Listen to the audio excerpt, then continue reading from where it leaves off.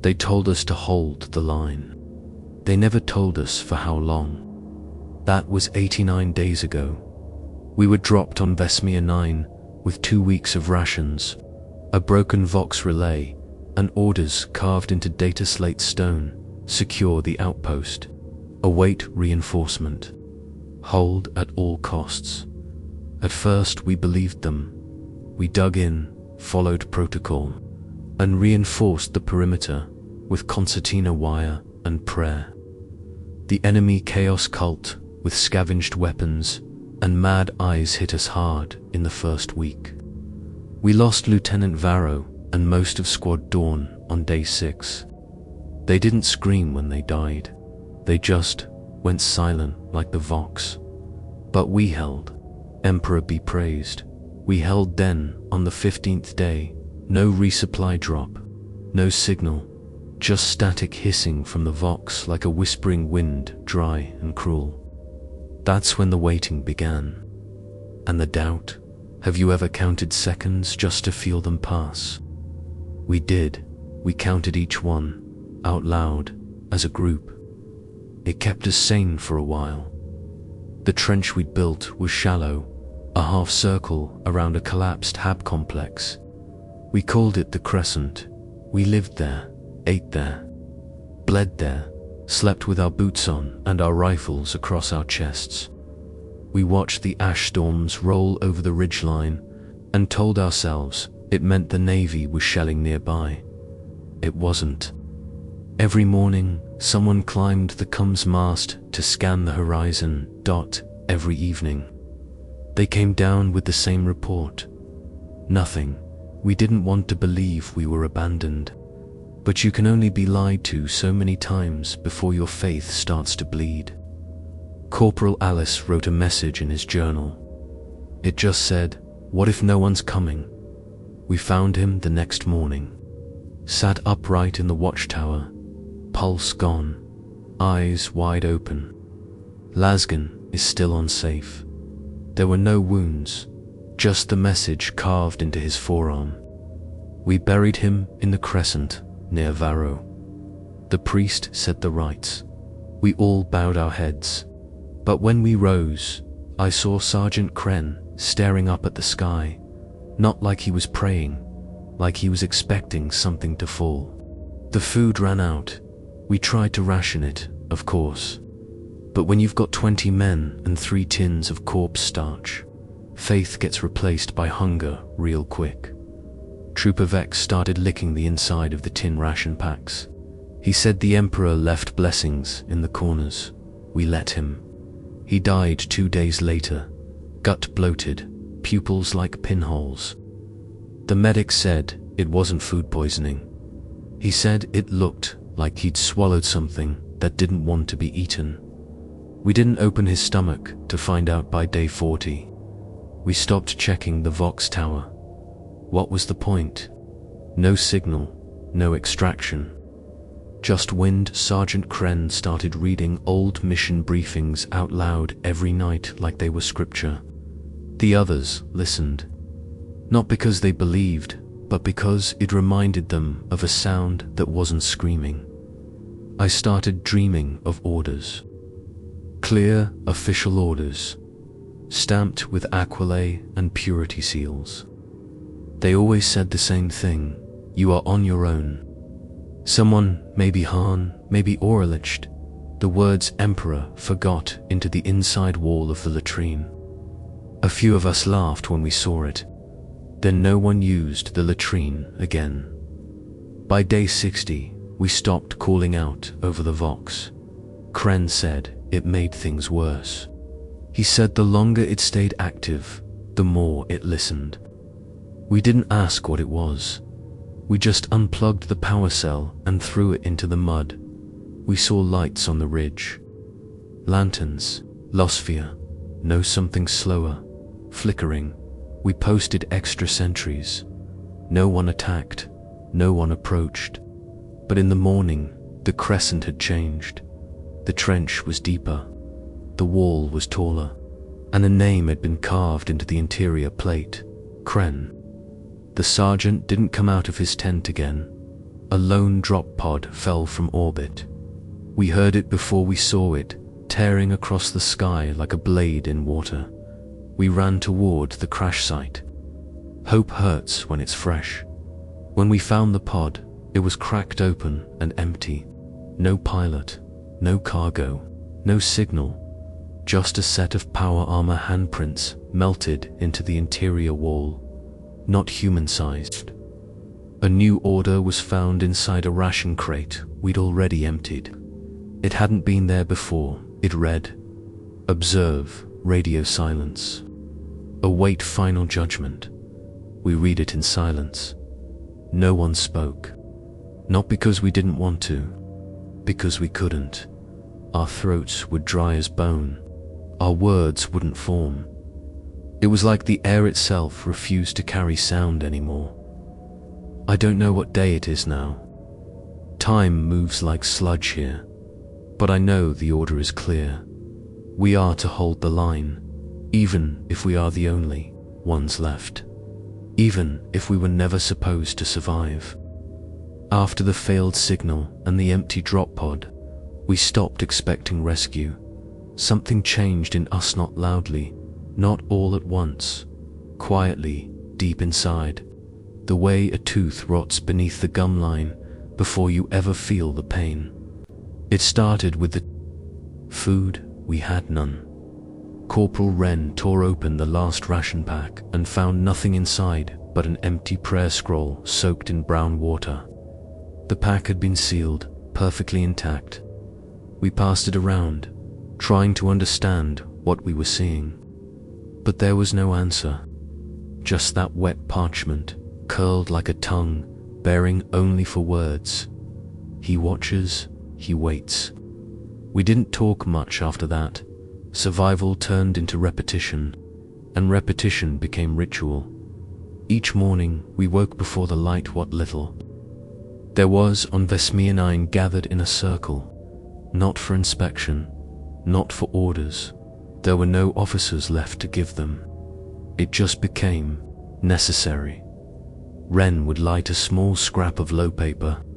Oral would hum the first 4 notes of the regimental hymn. I would hold up my dog tags like they meant something. Sergeant Kren stopped speaking entirely by then. He just stood over us, breathing heavy, his face shadowed beneath his helmet. We did these things not because they worked, but because not doing them felt dangerous. Water became our god. We scoured the Crescent for condensation, scrap filters, and old pipes that could be tapped for drips. Every drop was accounted for, recorded on a wall chart written in blood. Not out of necessity, had run out days ago, but because the act of writing made the water feel earned. The chart had no names, just tally marks. Each slash was a drink. Each space was a death. When Joran died from dehydration, we didn't move his body for 2 days. Not because we were disrespectful, but because his presence meant one less mouth to drink. That's how far it had gone. The latrine was sealed up.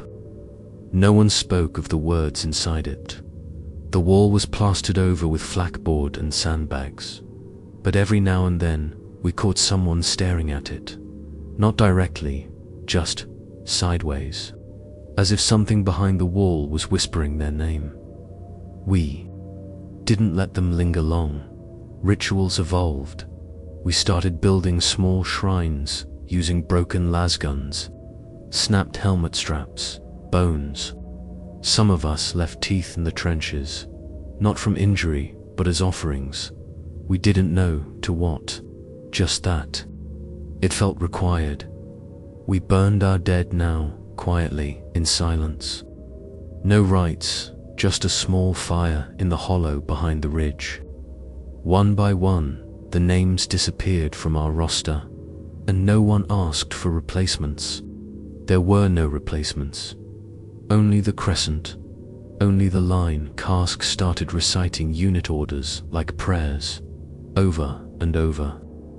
Regimental directive, hold position, maintain cohesion. Uphold discipline in his name. He said it while eating, while sleeping, while digging latrine pits that no one used. When we asked him to stop, he just stared at us like we were the ones losing it.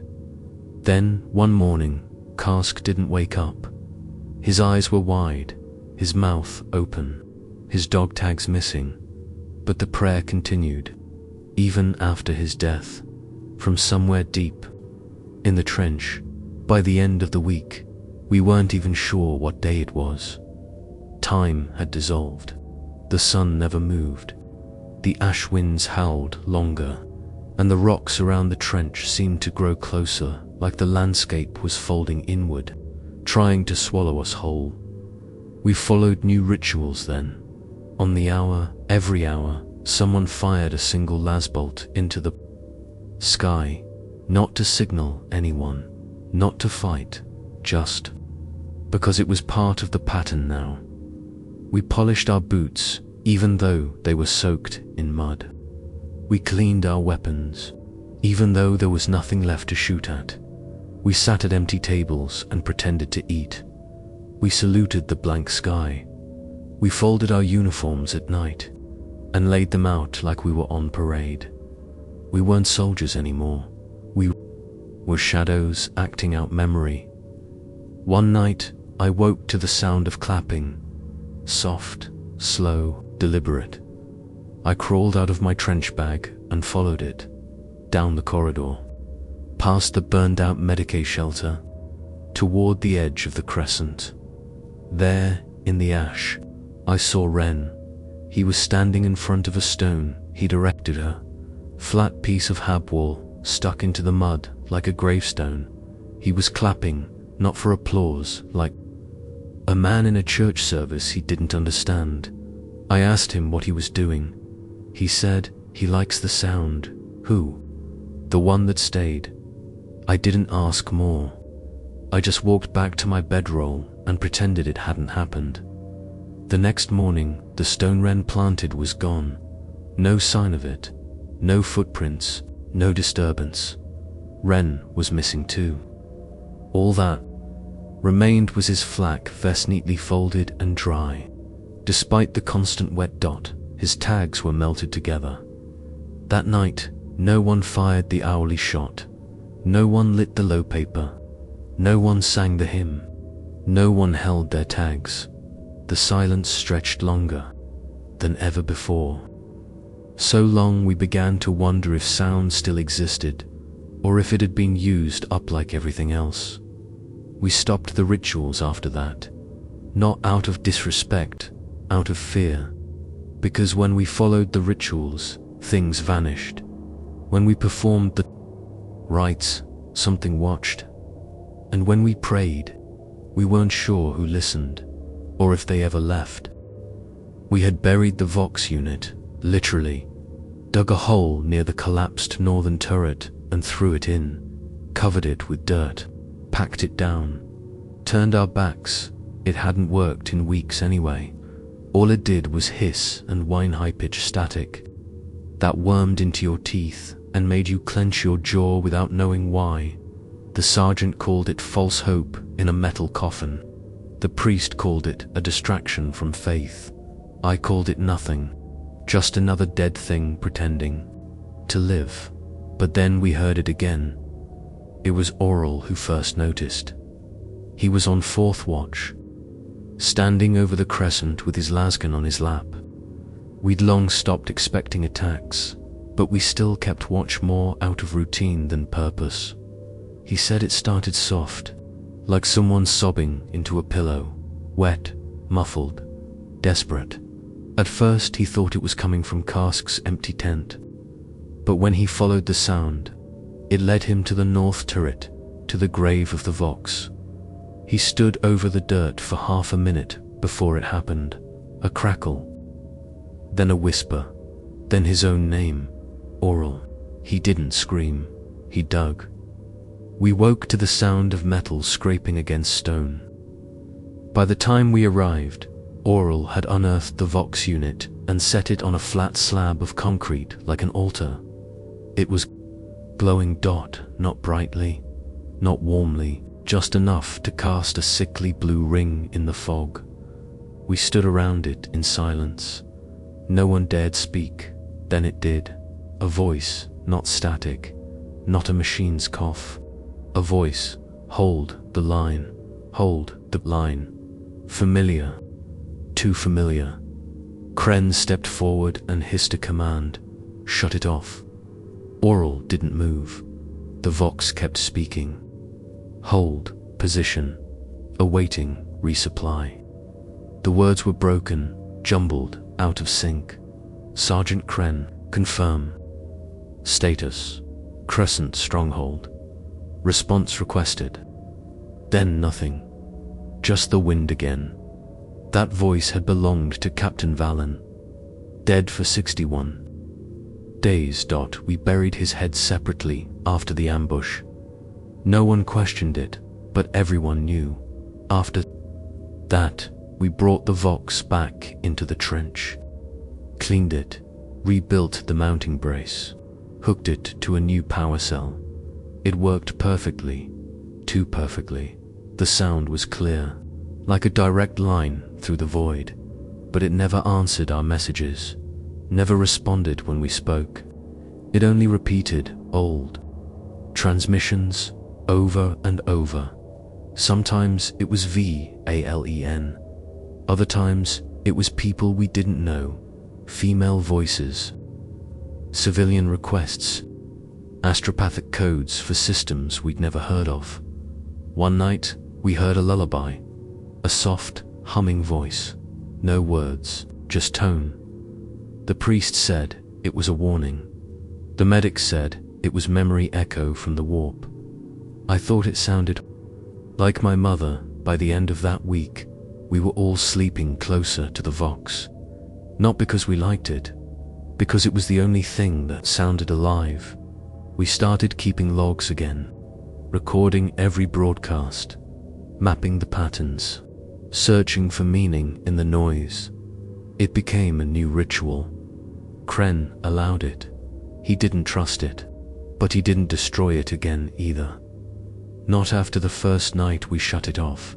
That was day 76. We'd been listening to the Vox for 6 days straight.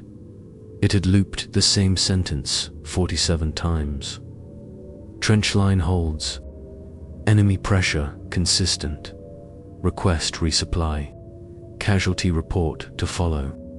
We'd heard it so many times that the pauses between words began to sound like new voices, new messages hidden inside.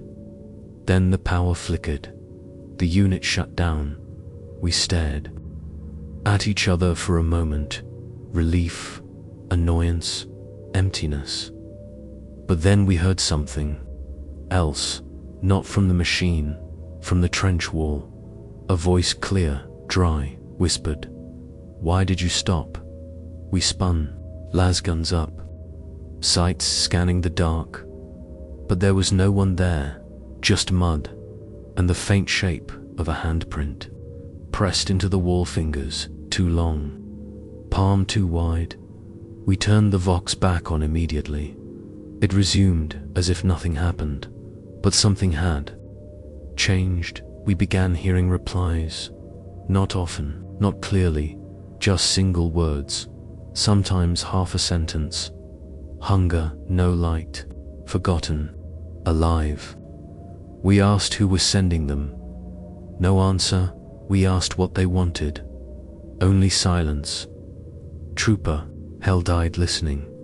We found him curled beside the Vox unit, knees drawn to his chest, eyes rolled back, ears bleeding. His teeth were gone, every single one, pulled from the gums with surgical precision. The Vox hadn't stopped broadcasting. The same line, looped again and again. Hold the line. Hold the line. Hold the line. We buried Hell with his ears covered. We didn't speak a word during the burial. After that, Oral refused to sleep. He stayed awake beside the Vox day and night, taking notes, muttering, scratching new symbols into the dirt with the barrel of his lasgun. He said there were instructions hidden in the words, a sequence, a prayer. He said if we listened long enough, we'd know what to do. Kren hit him across the face the next day. Hard, but Oral didn't stop. He just bled. Then smiled and whispered, "They're almost here." We didn't ask who. We didn't want to know. The next night, the Vox went silent. Dead air. No loop. No voices. No static. Just a soft sound in the mud, like someone crying. We don't know where it's coming from, but the longer we stay in the Crescent, the louder it gets. The Crescent was quiet now. Too quiet. The kind of silence that doesn't just sit around your ears, it presses behind your eyes. You feel it in your chest like weight, like someone holding their breath next to you. We hadn't heard the Vox in 3 days. Not even static. Oral hadn't slept. He sat beside the machine like a corpse propped upright, fingers covered in dried ink and blood from writing lines on the trench wall. Not words, just names. That morning, we found a grave. A new one, not in the Crescent's burial zone. Not marked with a scrap of dog tags or helmet like the others. This one was different. It was fresh, perfectly squared. Edges clean, dug like a proper honor grave. The soil piled beside it was dark and wet, despite the ash-dry terrain around us. No prints, no shovel, no drag marks. Just a name carved into a piece of flakboard stuck into the head of the grave. Trooper Rillin, 117th, that was my name. I stared at it for a long time, so did the others. No one said a word. Sergeant Kren finally stepped forward. He pulled the flakboard out of the ground and broke it over his knee. He tossed the pieces into the pit. No one followed up. We filled the grave in, slowly. But even as I shoveled dirt over the empty space, I could feel it. The weight of the name. Like something had been taken from me or offered. That night, I scratched my name into the inside of my helmet, just to make sure I still had it. The next morning, it was gone. Scraped clean. Others started finding graves. 2. By the end of the week, there were 7. All fresh, all clean. Each one bearing the name of someone still alive. None of us ever saw them dug, but we always found them at dawn. Every time the ground was damp. Every time there were no prints. Every time the name was right. We took turns standing guard overnight.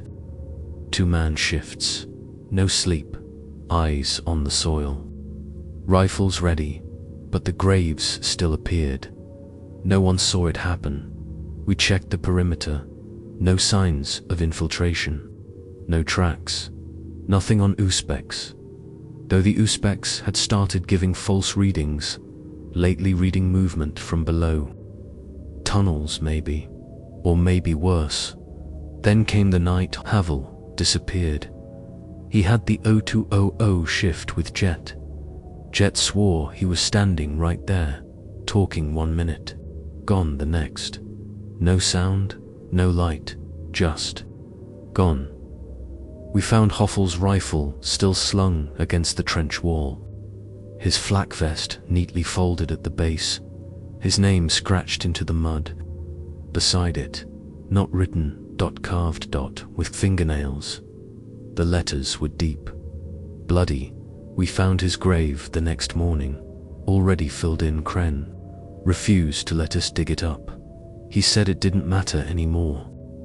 If something had taken him, we couldn't bring him back, and if it hadn't, then digging wouldn't help. So we left it alone. After that, people started checking for their own graves every morning. Some out of fear, others out of resignation. Ren found his name twice. He scratched it out both times. On the 3rd morning, he didn't wake up. We didn't find his grave, just the name burned into the side of the Medicaid crate. His body was never recovered. I started seeing names in my dreams, carved in bone, whispered in dust. Sometimes I woke up with dirt under my fingernails, sometimes with mud on my boots, but I hadn't gone outside.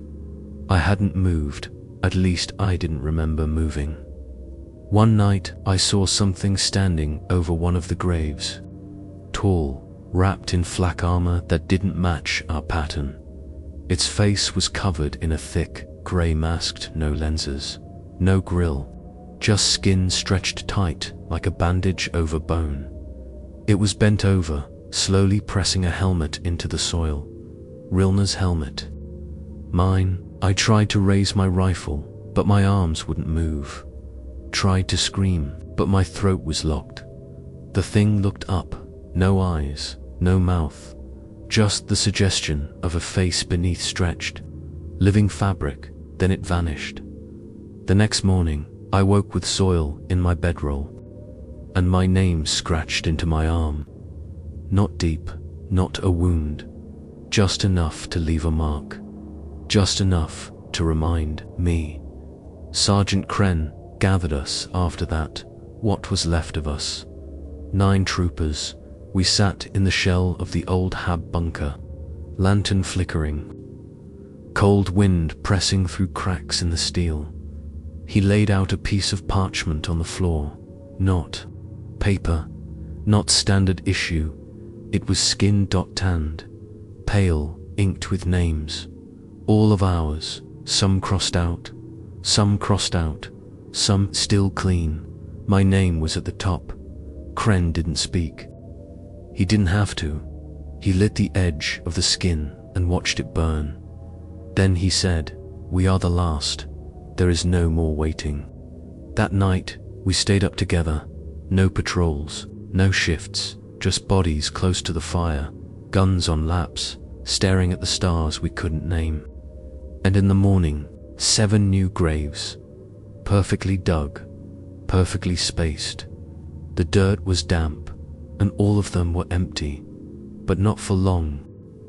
There are rules in the guard: discipline, command, hierarchy, uniform standards, Vox protocols, chain of command drills, commissar oversight, the manual of arms, the catechism of the Emperor's word, fire discipline, field sanitation, even on dead worlds like Vesmia 9. These rules kept us alive, until they didn't. Because rules need someone to enforce them, and all our enforcers were either gone or buried. We used to line up every morning, uniforms straight, lasguns checked, names called, reports given. It didn't matter how bad things got. Kren would shout, and we would answer. It was structure, a shape to hold on to when the world came apart. But structure doesn't mean anything when there's no foundation left. And by day 85, everything underneath us was ashdot. The final breakdown started with Garrel. He was quiet, always followed orders, didn't complain when rations disappeared or when the wind cut our tents apart in the night. One morning, he just didn't fall in for lineup. We found him behind the bunker, sitting in the dirt, legs crossed, helmet off, staring at a pile of lasgun parts in front of him. He had disassembled his rifle into perfect pieces. Each part was scrubbed, polished, and laid out in concentric circles around his canteen. He wasn't cleaning, he was praying to the parts. He looked up when we approached, eyes unfocused. "None of it works anymore," he whispered. "But maybe it listens." When we tried to bring him back, he screamed.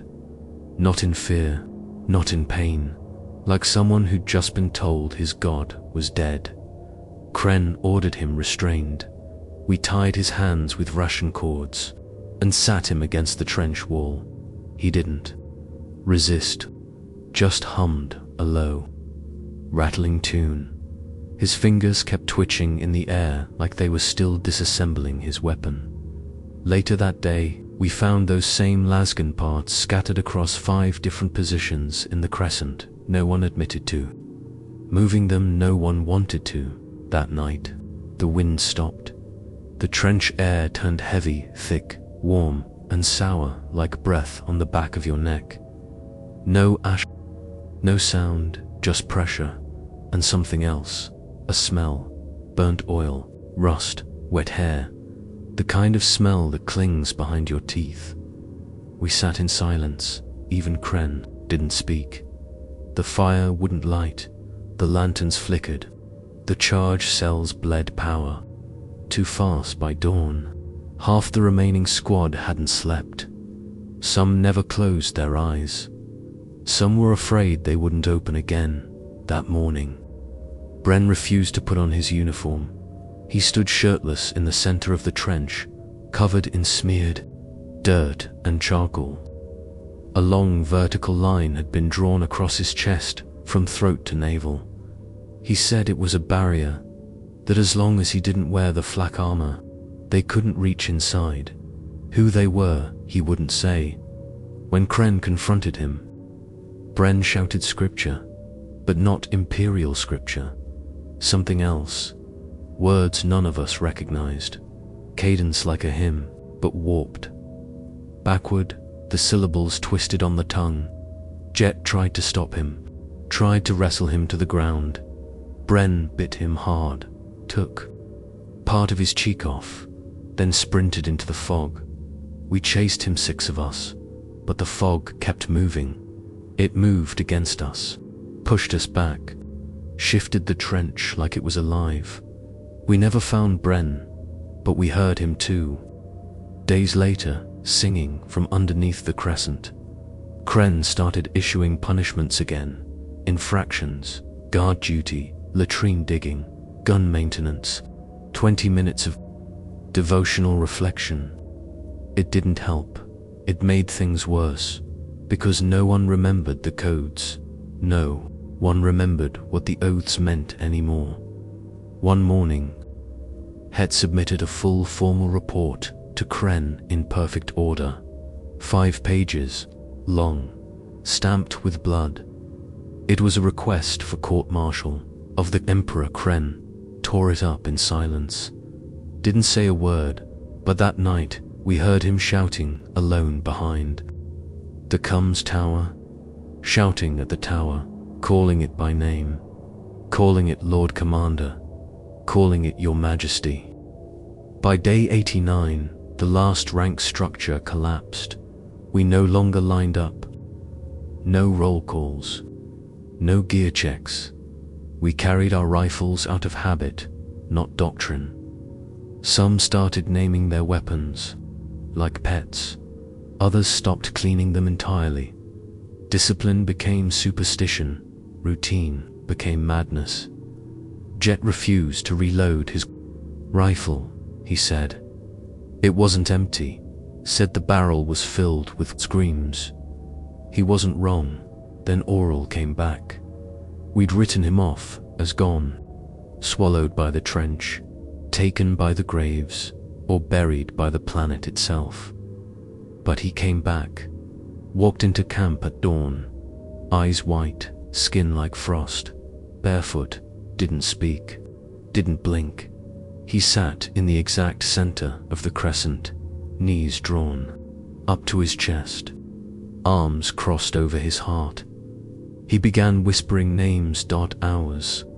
In the order we arrived, in the order we would leave. He got 6 names deep before his jaw locked shut.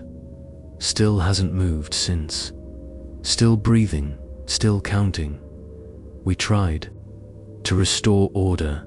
Kren issued one final command. We are soldiers of the Imperium. We do not break. But that night, he broke his own spine. We found him at the base of the bunker stairs, head turned fully backward.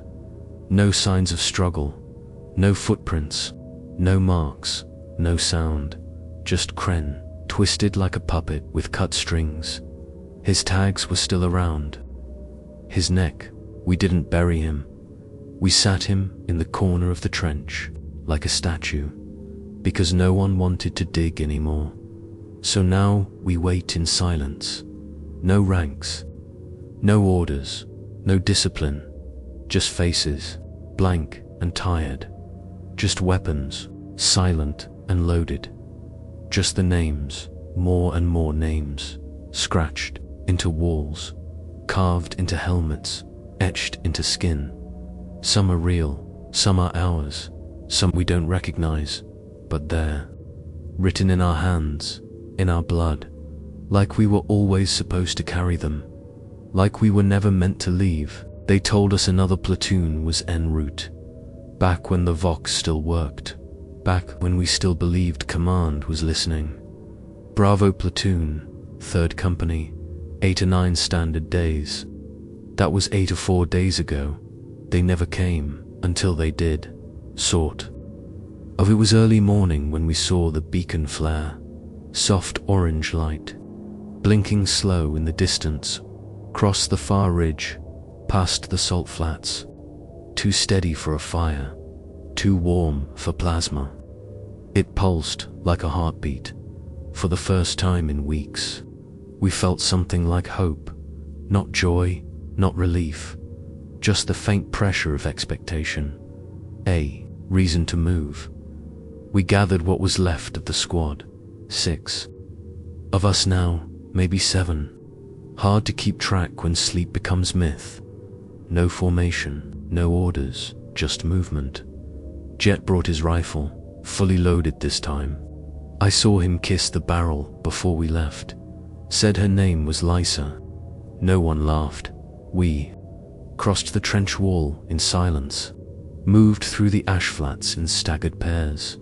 No enemy fire, no wind, just grey dust crunching underfoot and the dull blink of that beacon growing closer. After an hour, the lights stopped blinking. It just stayed on, bright and still. That was the first warning. We reached the source by mid-morning. An old lander wreck, standard guard pattern, markings half buried in soil and corrosion. The insignia was still visible. 3rd Company, 117th Vanquishers. Bravo platoon, or what was left of them. The drop site was wrecked. Burned crates, shattered Vox mast, chunks of armor plating fused into glass from lost fire heat. But no bodies, no gear, no signs of battle, just uniforms stacked in folded piles. Boots beside them, dog tags resting on top, clean, dry, untouched by time, and the beacon. It was embedded in the chest of a flak vest, still pulsing faintly, still warm. Jet stepped forward. He picked up one of the tags and turned it over. His hand trembled. Trooper Jet, he read. 117th Vanquishers, Bravo platoon. He dropped it like it burned him. I was never in Bravo. Each of the 6 piles had matching names, our names. Different platoon, different company, same names, same ranks, even the same blood. Types, perfect duplicates. Bren bent down and touched the flak armor. Still warm, no rot, no blood, just recently worn. He looked up at me and said, "Did we die already?" We checked. The drop crates next. One was open, empty. Another was sealed tight, rusted at the corners. We pried it open using a shovel head and last bayonet. Inside were field journals, dozens of them, each stamped with guard standard designations. We flipped through. Every one of them was filled with reports, dates, coordinates, squad names, supply counts. All from Bravo platoon, all from the Crescent, written in our handwriting. My own report was inside. I recognized the wording, the structure, even the mistake I always made, swapping sector numbers in position callouts. Except I never wrote it, at least. Not here. Bren started tearing through the other journals. he found. His jet found too with his name. Even Oral, who hadn't spoken in days, took one and began flipping through it with trembling fingers. He nodded, then sat down on the ground and began copying it line by line into the dirt dot. I walked to the beacon. The light had dimmed now, almost gone. I touched it. It was soft, not like glass or metal, more like skin, warm, beating. It throbbed beneath my palm, and for a moment, I felt the urge to lie down next to the gear piles, take off my flak, fold it neatly, leave my tags, just disappear. It would have been easy, so easy. But then the ground moved. It wasn't a quake, not a tremor, more like the terrain shifted, like someone rolling over beneath a blanket. The soil cracked open, not violently, but with purpose, like a hatch being lifted. We backed away slowly. Something was underneath the lander, a shape, large, pale, smooth. It pulsed the same rhythm as the beacon. Kren said, once, that there were things buried on Vesmir 9 before the Imperium arrived. Structures, vaults, something older than the Guard, older than even the Mechanicus dared to claim. I used to think he meant it metaphorically. Now, I wasn't so sure. We left the drop site, didn't run, didn't speak, just walked, one by one, like pilgrims leaving a shrine behind us. The beacon stopped. Entirely, the light vanished. But when we reached the Crescent, the Vox was alive again, static, sharp, and clear. Then a voice, Crescent command. This is Watchtower Theta. Bravo platoon resupply confirmed. Status report requested. Please confirm survivors. Repeat, confirm survivors. We stared at the unit. Oral leaned in, mouth slack. He reached for the speaker, but the transmission changed. Crescent command. This is Watchtower Theta, please. Confirm casualties. Confirm, confirm, confirm. The word repeated again and again, each time louder, each time more distorted. Then finally, all units confirmed, dead. The Vox died. This time, for good. We sat in the trench for hours. No one spoke. I stared at the sky, trying to find the stars. There were none, only dust, only clouds, only darkness. It felt lower than before, like the sky itself was pressing down, crushing. The atmosphere crushing us. Later that night, I opened my bedroll and found something folded inside. Not gear, not rations, a new uniform, freshly laundered, standard Bravo. Platoon colors. My name stitched across the chest. It fit perfectly, so I wore it. What else could I do? In the morning, Oral was gone again. His dog tags rested on the trench wall. But this time, we didn't find a grave. We found a second beacon, embedded in the soil beneath. His sleeping bag still pulsing, still warm, still beating. And that's when we knew no one was coming. There were no reinforcements. There never had been. Just us, over and over again. Dying, disappearing, disappearing, replacing ourselves, filling our own graves. Maybe we were the backup. Maybe we were the originals. Maybe we were just memories, looping, like broken transmissions. Either way, we were all that was left. We weren't expecting to find anyone alive out there. We had stopped looking. No enemy movements in weeks. No signs of life outside the trench. Just ash storms and wind. Just memory. Then we found him. The heretic, it was Bren who spotted the smoke thin and black, trailing up like a warning, just over the south ridge, near the burnt-out drop zone. It wasn't natural, Too thick, too controlled. It curled like incense from a shrine.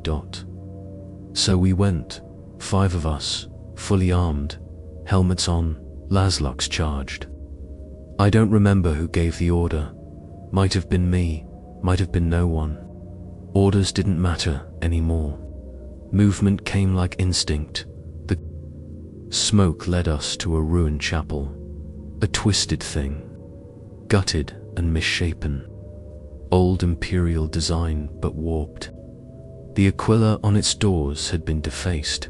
One wing snapped off, the other coated in dried blood. Words had been carved into the stone in jagged, scorched script. He left us first. Inside, the heretic waited. He was kneeling in front of the altar, arms stretched wide, shirtless, gaunt, bones showing through pale skin, not praying, just trembling. We surrounded him, rifles raised. No one said a word. He didn't move, not until Jet kicked him over. Then he looked up and smiled. He wasn't young, face wrinkled like dried leather. Scars crisscrossed his chest and neck like a map of failed battles. One of his eyes was missing, the socket filled with black wax. His lips were cracked, but he spoke clearly. "Guardsmen," he rasped, still pretending. We said nothing.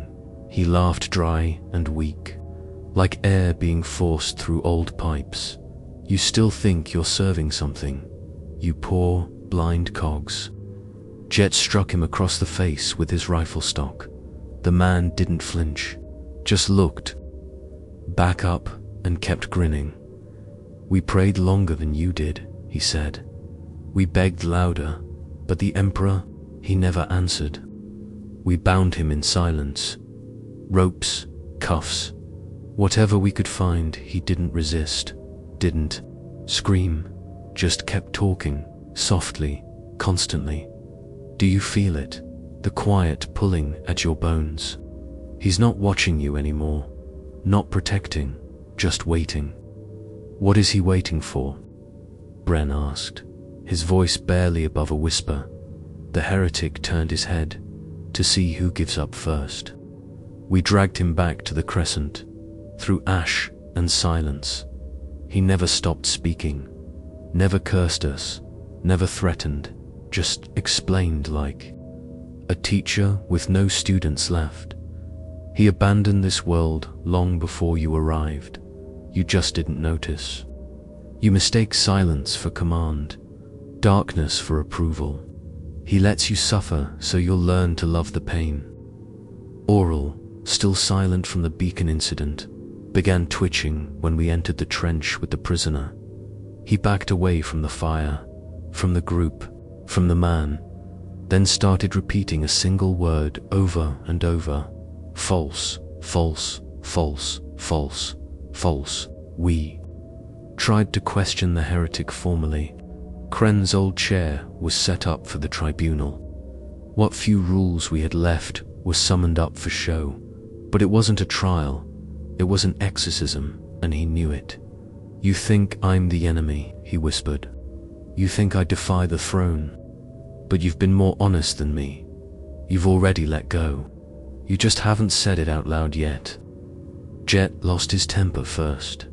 He dragged the man to the trench wall, pressed a lasgun to his temple. The heretic only smiled. "You won't kill me. Why not? Because I'm what you'll become." We locked him inside the bunker, barricaded the door with crates, sealed every vent, kept a guard on it at all times.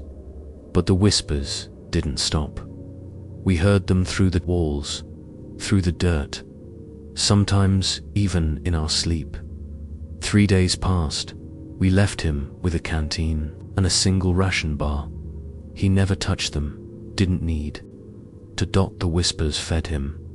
On the 4th night, we found blood dripping from the ceiling. Slow, rhythmic, almost gentle.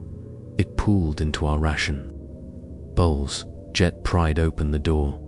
The heretic was kneeling again, same position, same smile.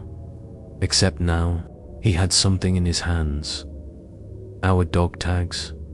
All of them, clean, UNT, Arnisher. Perfect copies. We searched our necks. The originals were still there, and yet, not quite. They felt heavier, slightly warm, alive. We decided to execute him. No vote, no ceremony, it just happened. Bren and Jet dragged him outside. I held the gun. Oral refused to come. The heretic knelt once more, looked up at me. Calm, peaceful. Thank you, he said. Now I don't have to see the end. I pulled the trigger twice. His body collapsed, limbs twitching. Smoke rose from the wounds, not fire, not steam, something darker, something with weight.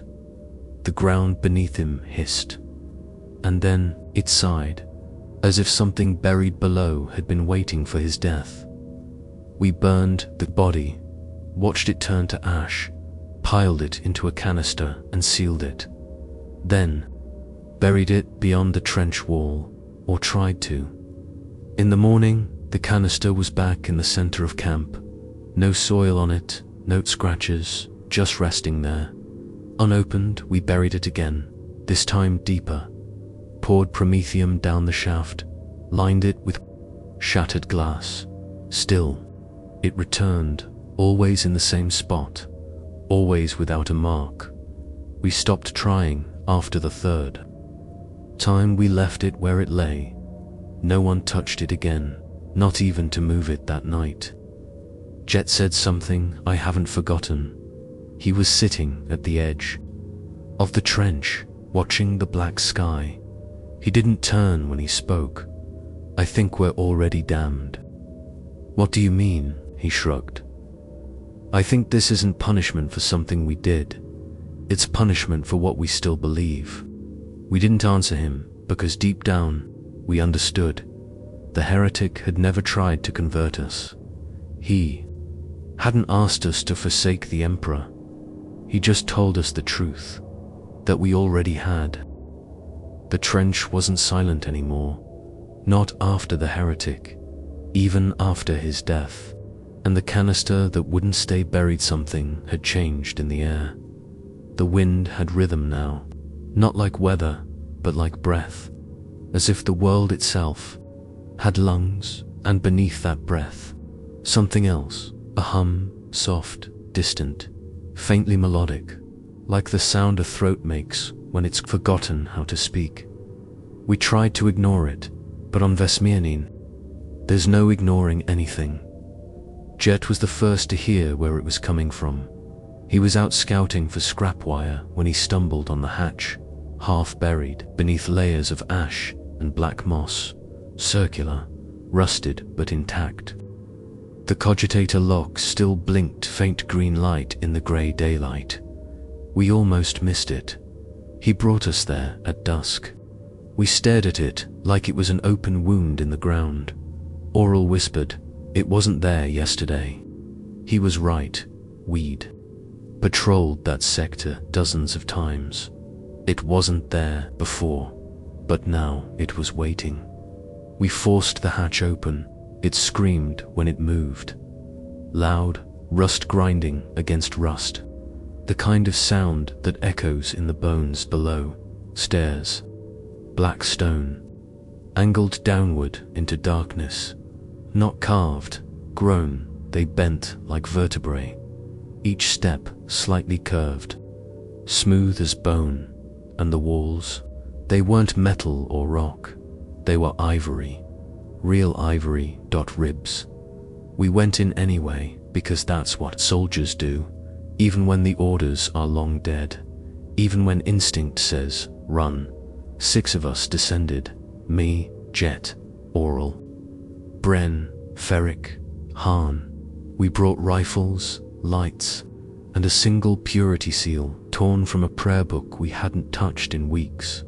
The stairwell stretched longer than expected, not steep, but endless. Down and down until time started to slip. We stopped checking our chronos, because the light from above didn't fade. Gradually, it vanished. One step we could see, the next we were submerged in black. The chapel opened up. Without warning, a vast hollow chamber beneath the planet's skin. Lamps flickered on by themselves dim. Orange glows tucked into sconces shaped like skulls. Dozens of pews lined the space, each one crafted from bone dot, not just femurs and ribs, skulls. 2 skulls for armrests, skulls underfoot, skulls split open and polished into icons. Every surface was bone, except the altar. The altar was stone, jet black, polished smooth. A single candle sat on top -UNLIT, but the wax dripped steadily, even in darkness, even in silence, as if it had always been burning. Somewhere else, behind the altar, was a statue, the emperor or something like him, 7 meters tall, wings spread wide, but the feathers were blades. His face was hidden behind a shattered mask. One eye glowed faint red, and at his feet bodies, hundreds of them, not real ones, sculpted, curved from bone, kneeling, mouths open in praise or agony. It was impossible to tell. Ferric turned to leave. He took one step up the stairwell, then screamed. We turned, rifles raised, but nothing attacked, no sound, no shadow, just Ferric, standing still, screaming, mouth wide, throat raw, but no breath, no air, like he'd been caught. Mid-gasp and left there, Oral reached him first, touched his shoulder, and Ferric collapsed. Dead, no wounds, no blood, just gone. We buried him in the chapel. Not because we wanted to, because the stairwell wouldn't let us. Carry him out, it twisted, warped, doubled back on itself. We walked for 15 minutes in what should have been a straight climb, and ended back at the statue. So we made a grave, a small one, between 2 rows of bone benches. The floor accepted him easily, as if it had been waiting. After that, none of us spoke, not aloud, not until Bren approached the altar. He lit the candle. We tried to stop him. Too late. The flame burst high-jello and sickly. Smoke poured upward, thick and wet. It smelled like blood and old books. Then we heard the choir, not voices, not music, just the sound of names whispered, repeated, ours, Oral's, mine spoken from every wall, every crack, every bone. The statues I fled, and for the first time in days, I felt something cold, real cold, the kind that bites your fingers through gloves, the kind that says, you've gone too far. Jet turned to leave again. The stairwell was clear now. The way had returned, as if we'd been granted permission, as if the chapel was done with us. We left in silence. No one looked back, except Bren, back in the Crescent. Everything felt wrong. The sky was darker, the wind was slower, the trenches deeper. The air smelled of wax and decay, and in the center of camp, beside the fire pit, a new altar, identical to the one below. Same stone, same candle, still unlit. That night, Jet tried to destroy it. He emptied a charge pack into it. Nothing happened, no damage, no mark. He tried explosives, didn't even scratch the surface. Then, quietly, he sat down beside it, cross-legged, head bowed, just like the statues below. Oral refused to sleep that night. He walked the perimeter for hours, mumbling to himself. At one point I followed him. He was tracing something into the trench wall. Letters.at message. We were always beneath him. By morning, Oral was gone again. No signs of struggle. No footprints, but the altar had changed. The candle was burning, and Oral's dog tags were hanging from the flame, untouched by fire, perfectly clean. I didn't touch them. None of us did. Instead, we dug Ferrick's name into the trench wall. Next, 2 jets, Oral's, the others. A chapel above, a chapel below, and between them, the graves keep growing. It happened slowly at first. Subtle, quiet. We stopped noticing the hours. Not because time didn't matter anymore, but because time stopped changing. At first we blamed the clouds, the ash storms, the heavy sky that always hung low over Vesmianine, like a wool blanket soaked in soot. But after the chapel, after Oral vanished and the second altar appeared, someone finally looked up and said it out loud. The sun hasn't moved. We checked the time, wrist chronos, cogitator logs, solar position charts etched onto the trench wall by Bryn when we first landed. Same position, same light, same warmth, or rather, the lack of it. The sun hovered over the eastern ridge like a frozen coin in the sky, a dull bronze glow behind heavy clouds. No rise, no fall, no movement, just watching at first. We thought it was illusion, fatigue, long exposure, so we tested it. We marked the trench shadows with bits of wire and broken combat. Knives waited an hour, 2-5. Nothing changed. The shadows didn't move, not even a millimeter. We sent Ferrick's old compass spinning atop the bunker roof. It spun wildly, then stopped, pointed north, and then refused to point anywhere else. We buried it after that. Jet said if we couldn't trust the stars, we might as well forget the maps too. That night, if you could call it night, we tried to sleep anyway, but our bodies didn't know what to do.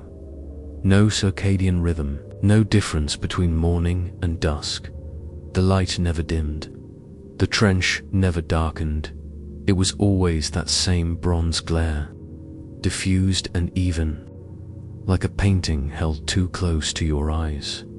We closed our eyes, and still the light bled in. Sleep brought no rest. Dreams broke into jagged images, a sun made of teeth, trenches filled with bone, Vox units whispering secrets in our own voices, the Emperor faceless and distant turning his back.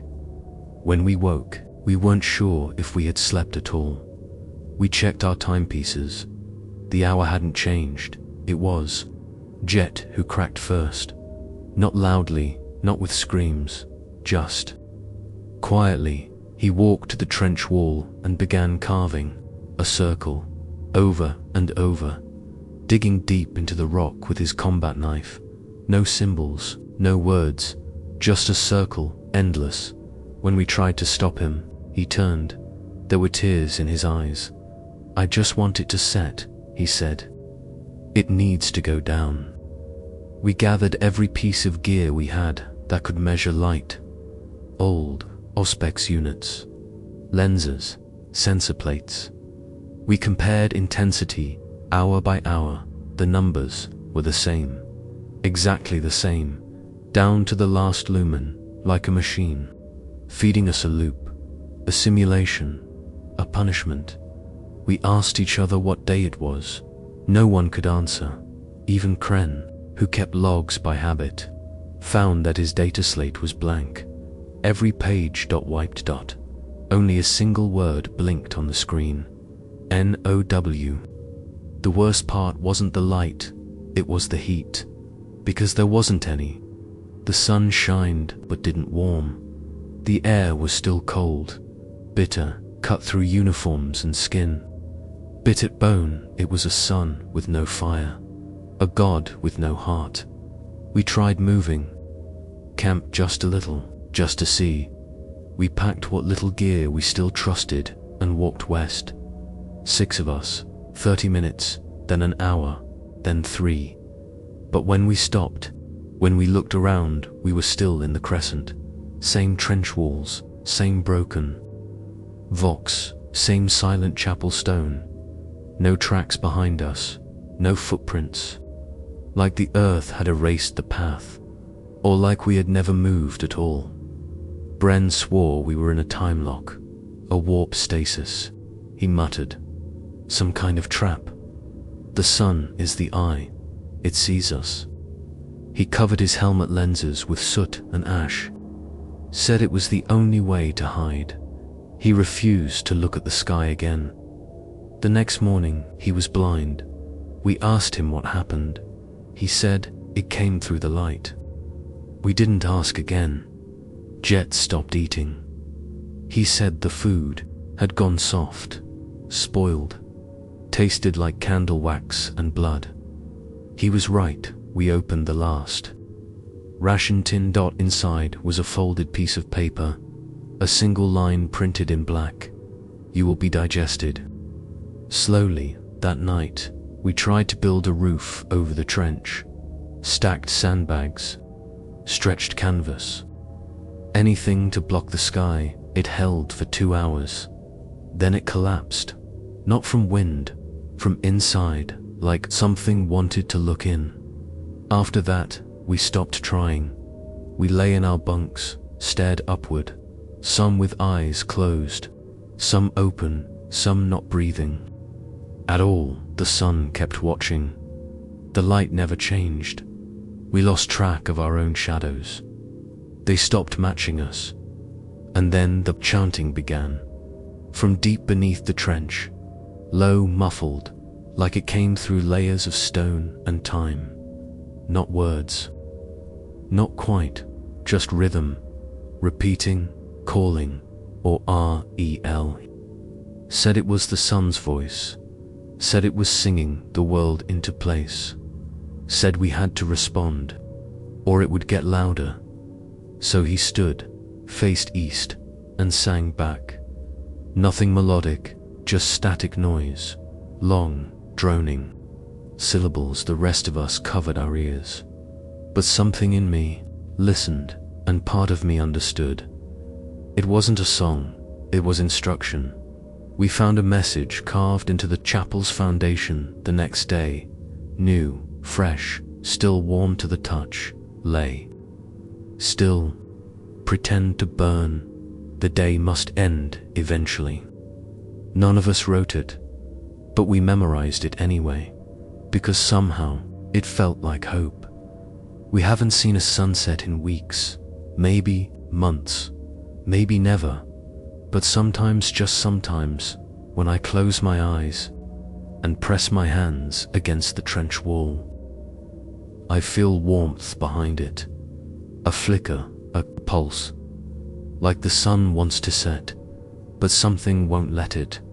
And when I sleep, if I sleep, I dream of fire, real fire, not this false gold, not this hollow glow, a sky that bleeds, a sun that screams, and I beg for it, because even a dying light is better than a God that never blinks. It came through the Vox, after weeks of silence, after static that whispered like insects inside your skull, after we had accepted that no signal would ever break through again. It came, and it was clear. The transmission began with a click, soft, mechanical, almost polite. Then a long pause, no static, no distortion, then words, calm and composed, like someone reading from a scroll. To all remaining units of the 117th Vanquishers, this is High Command, Segmentum Solar, message relayed from Terra. Priority, Nullus, Ultimus. We froze. Oral dropped his tin cup. It didn't hit the ground, just vanished into the dirt. Jet stopped chewing mid-bite. He hadn't eaten in days, but the act was all he had left. Even Bren opened his ruined eyes. The Vox crackled once. Then the message resumed. You are not forgotten. The Imperium remembers. Your sacrifice is recorded in the throne archives. Section 9, Vault 3.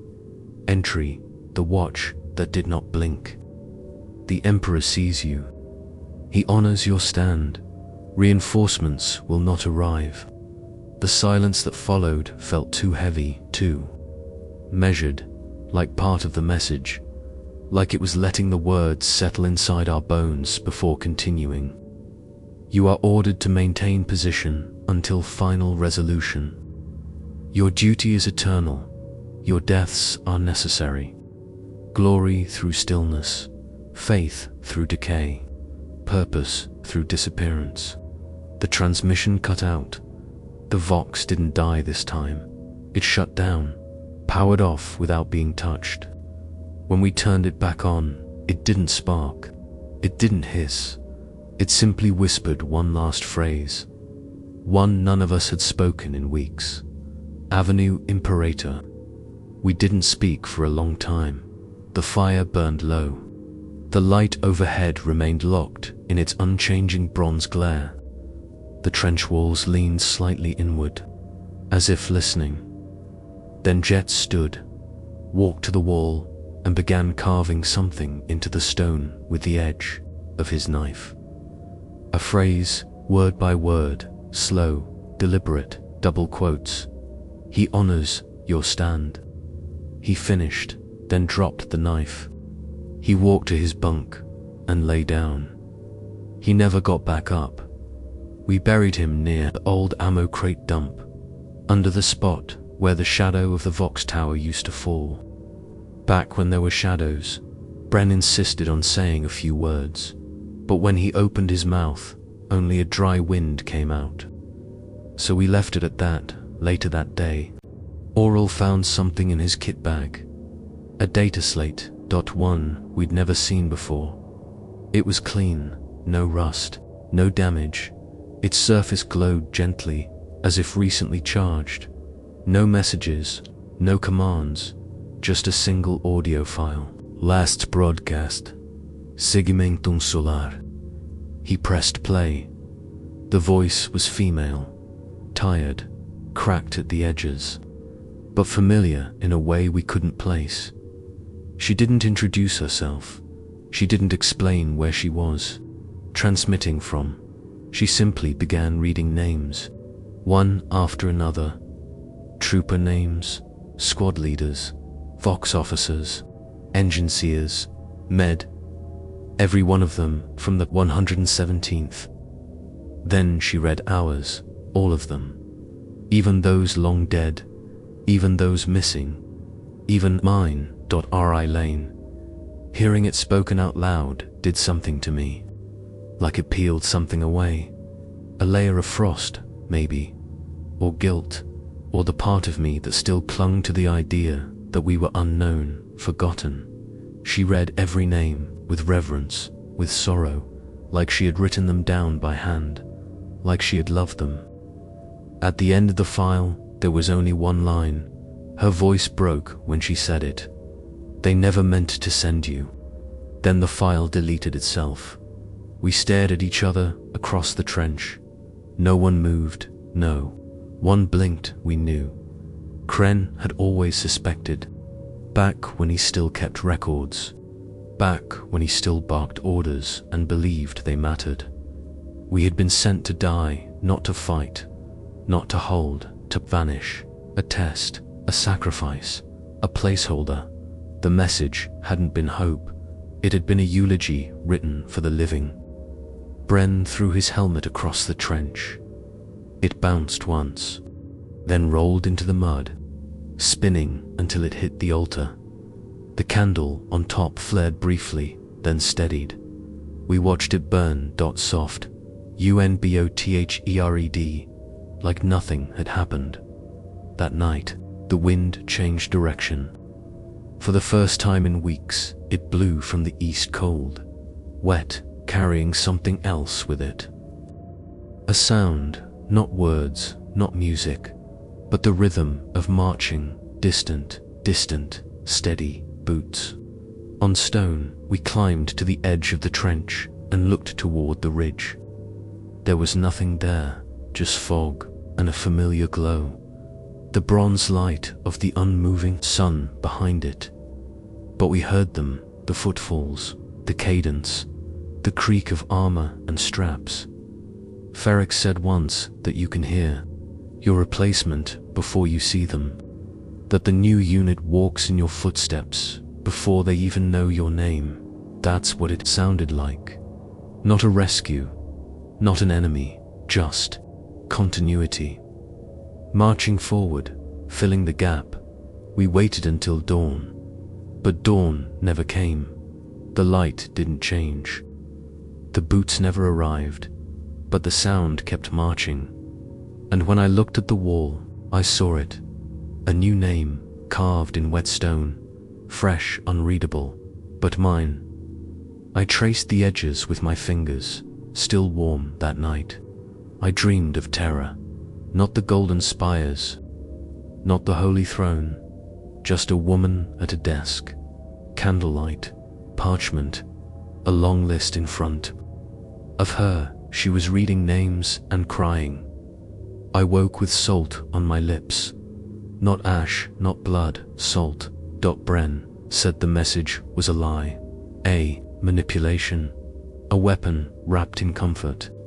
But I don't believe that.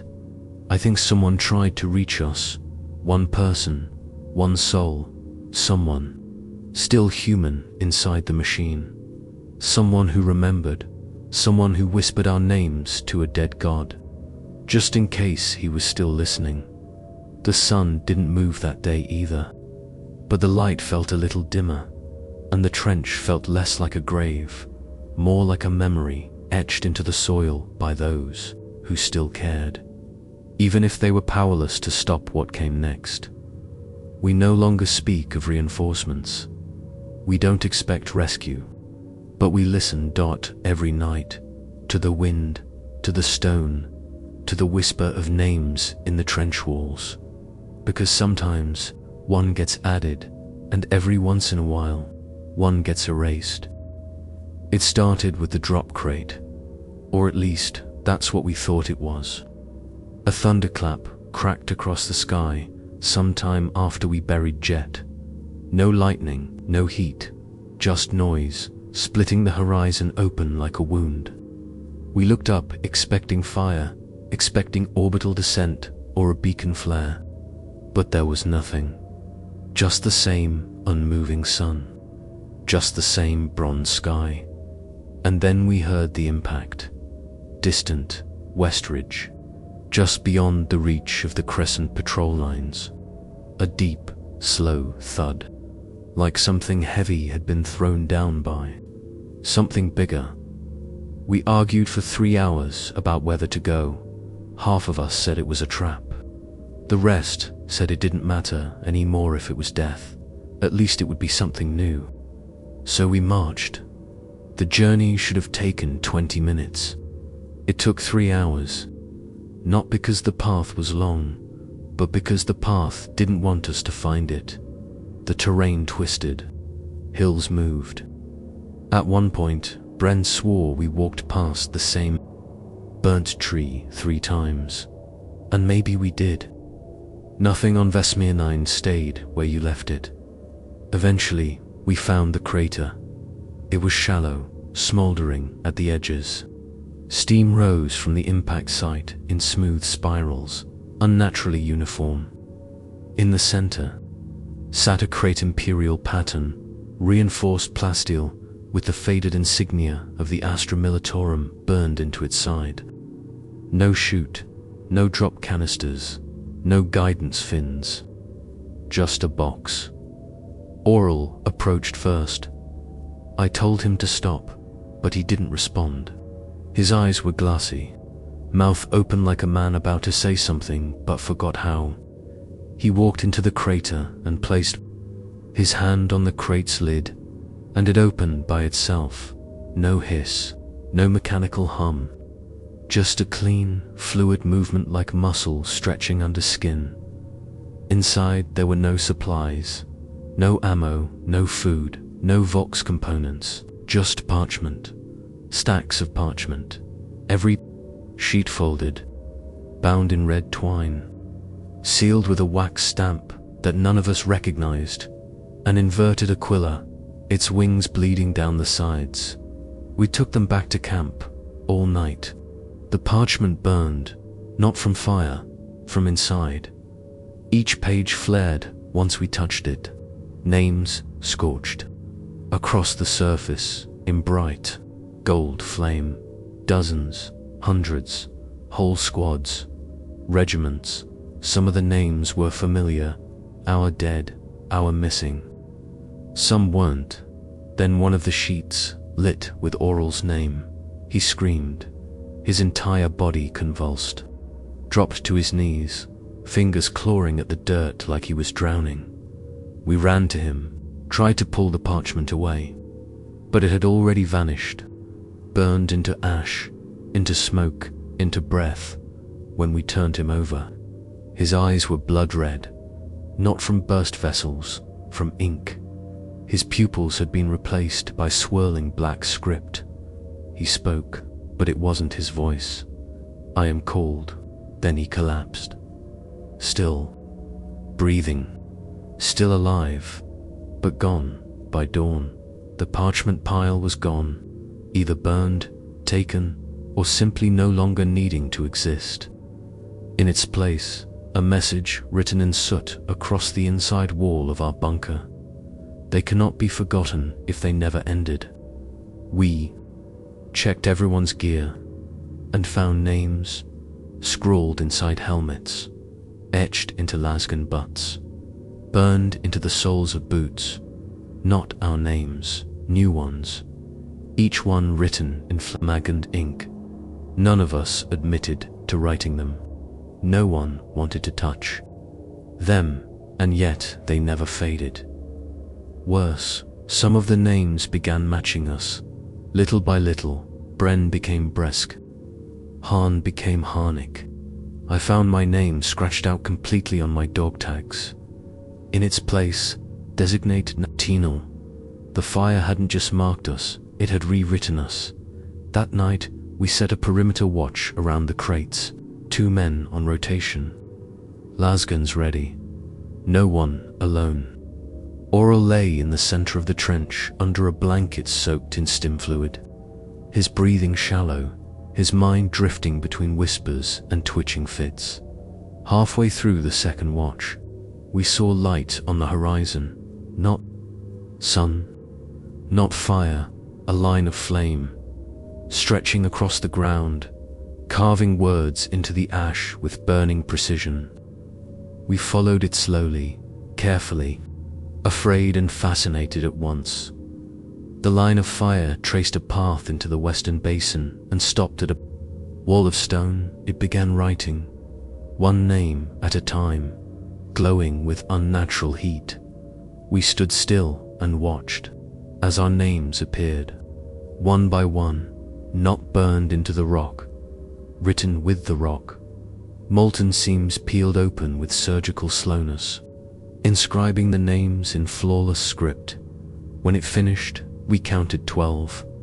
There were only 5 of us left. We returned to camp in silence. No one slept. In the morning, we checked the rock wall again. The names were still there, but now 3 had been crossed out. One was Ferric, another Dash Jet, the third was Aurel. We buried Aurel later that day. He didn't die violently, just faded, breathing slowed, limbs grew cold. No final words, no farewell. When we lifted the blanket, he was smiling. Bren said that meant something. I disagreed. We buried him next to Jet.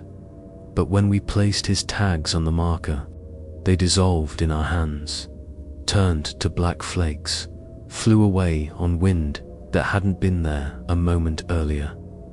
I checked the wall that night.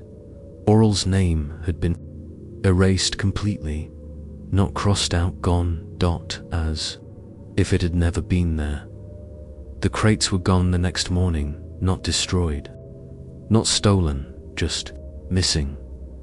We dug the crater up 6 feet down.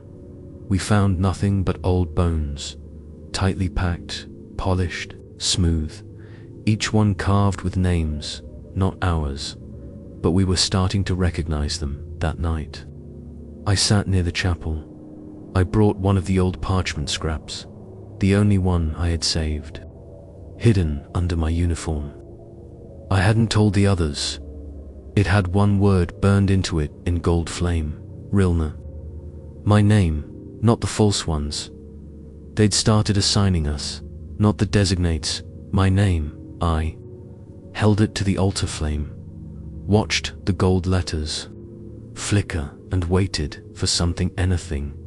But nothing happened. No heat, no voice, just smoke. And when the smoke hit the sky, it didn't rise. It curled back down, wrapped around my neck, and whispered, "One remains unwritten." I don't know what that means, but since that night, I've been waking with burns on my fingertips, tiny letters etched into my palms. So far, they don't match any known tongue, but I feel them, and somehow, I know they're my name, the real one, being written, piece by piece, not in ink, not in blood, but in fire. We stopped sleeping indoors after Oral died. It wasn't superstition, it was survival. The bunkers had started whispering. The first time it happened, we thought it was the wind. The prefabricated hab shelters were half collapsed anyway, cracked, support beams groaning.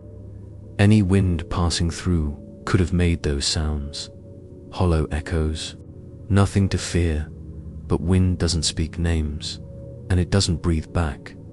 It started in Bunker 3, the old Medicaid outpost no one used. It's since Han died screaming with his mouth full of teeth that weren't his. After that, we sealed it off, nailed plasteel over the door, carved wards in low Gothic on the frame, left an offering of lasgun rounds and bone fragments near the entrance, just in case. But 2 nights ago, we heard the door creak open. No wind, no storm, just a hinge that moved slow and deliberate. Then a voice, a woman's voice, soft, measured, calling, "Report for field dressing. You are wounded. Let me see you." We thought it might be an echo, some old Vox recording replaying on a loop. It's happened before, fragments of past broadcasts bleeding through from the walls, trapped in the atmosphere of this cursed place, like smoke in cloth. But the voice didn't loop. It waited, it listened, and when Yaz, one of the new recruits from the southern trench line, stood up and walked toward it, the voice got louder. "Trooper Yaz, you're bleeding. Let me help." We shouted for him to stop. We grabbed at his flak vest, his arm, his belt strap. He pulled away like a man in a trance, calm, sure. His boots crunched over broken stone, and then he disappeared into the dark. We waited an hour, then 3, then dawn came at least. What passes for dawn here, and Yas never returned.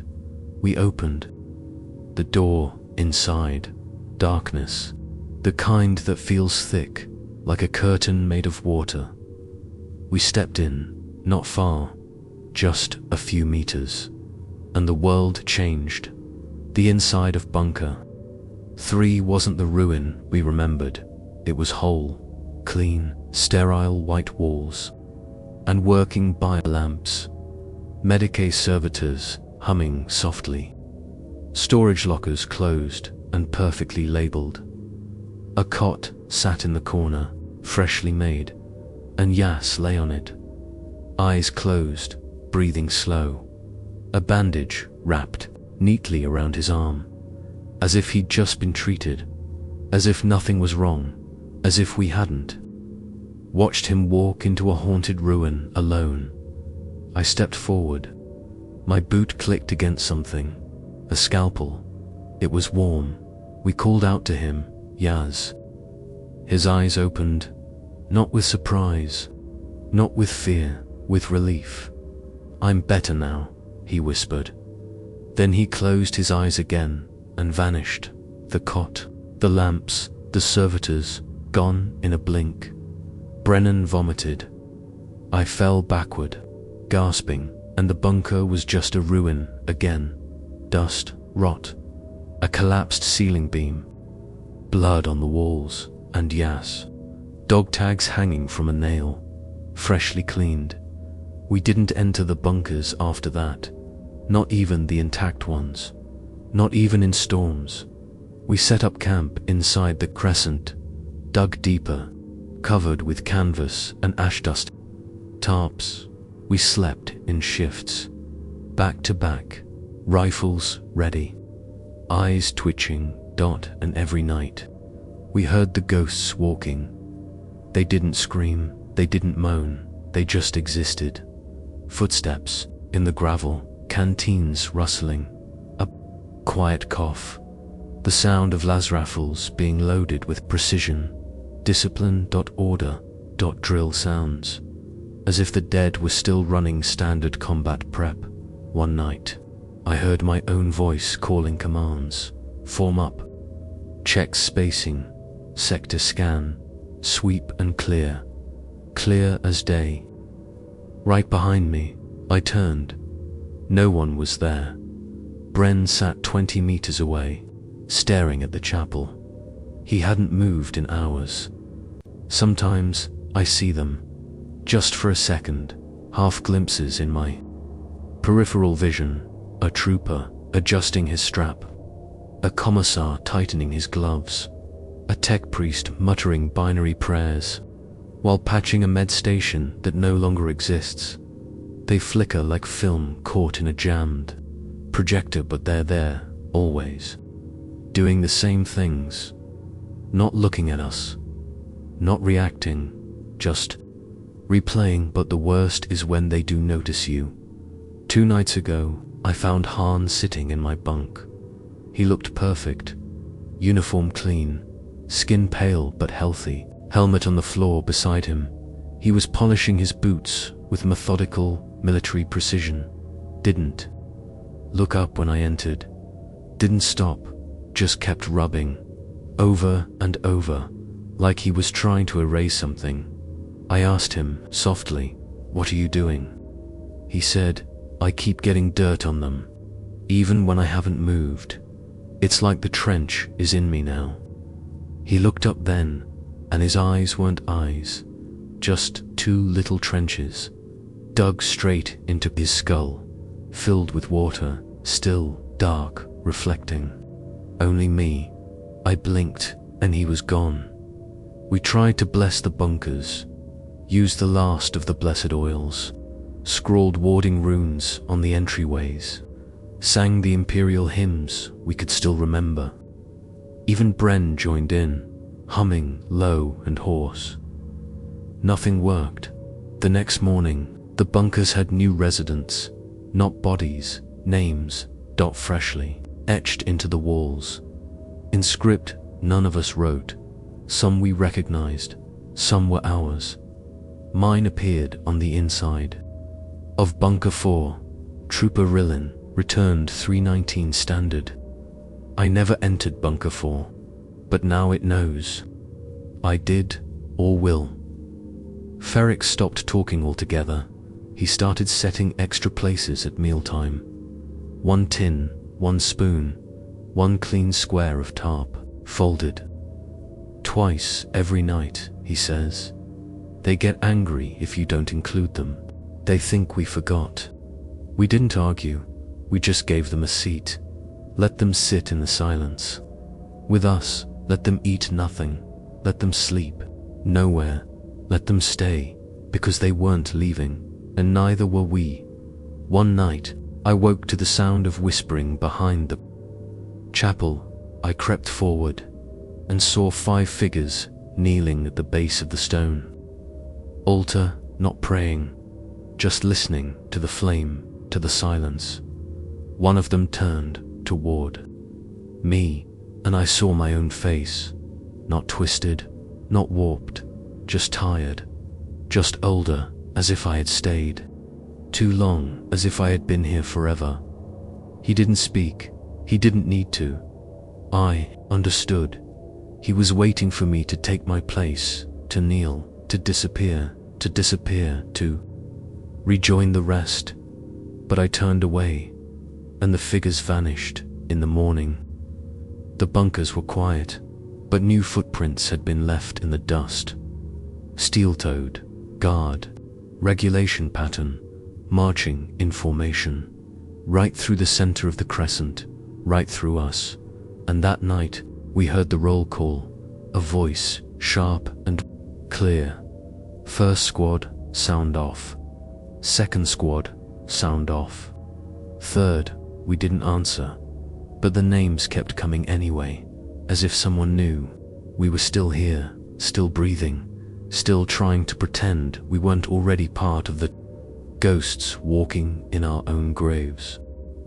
We never spoke about the commissar, not after the first week, not after we found what was left of him on the edge of the trench, slumped against the rockcrete, boots perfectly polished, cap still resting squarely on his head divan, though the rest of his head wasn't there. No one knew exactly how he died. Some said it was enemy fire, others said he did it himself, but I remember what Oral once said.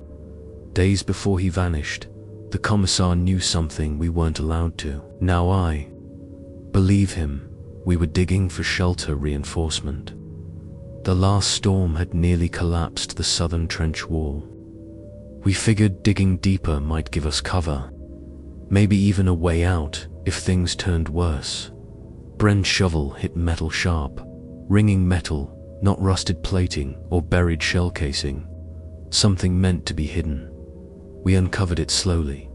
A black lockbox, standard issue commissariat vault casing, engraved with the sigil of the Aquila, split by a lightning bolt's personal seal of Commissar SER.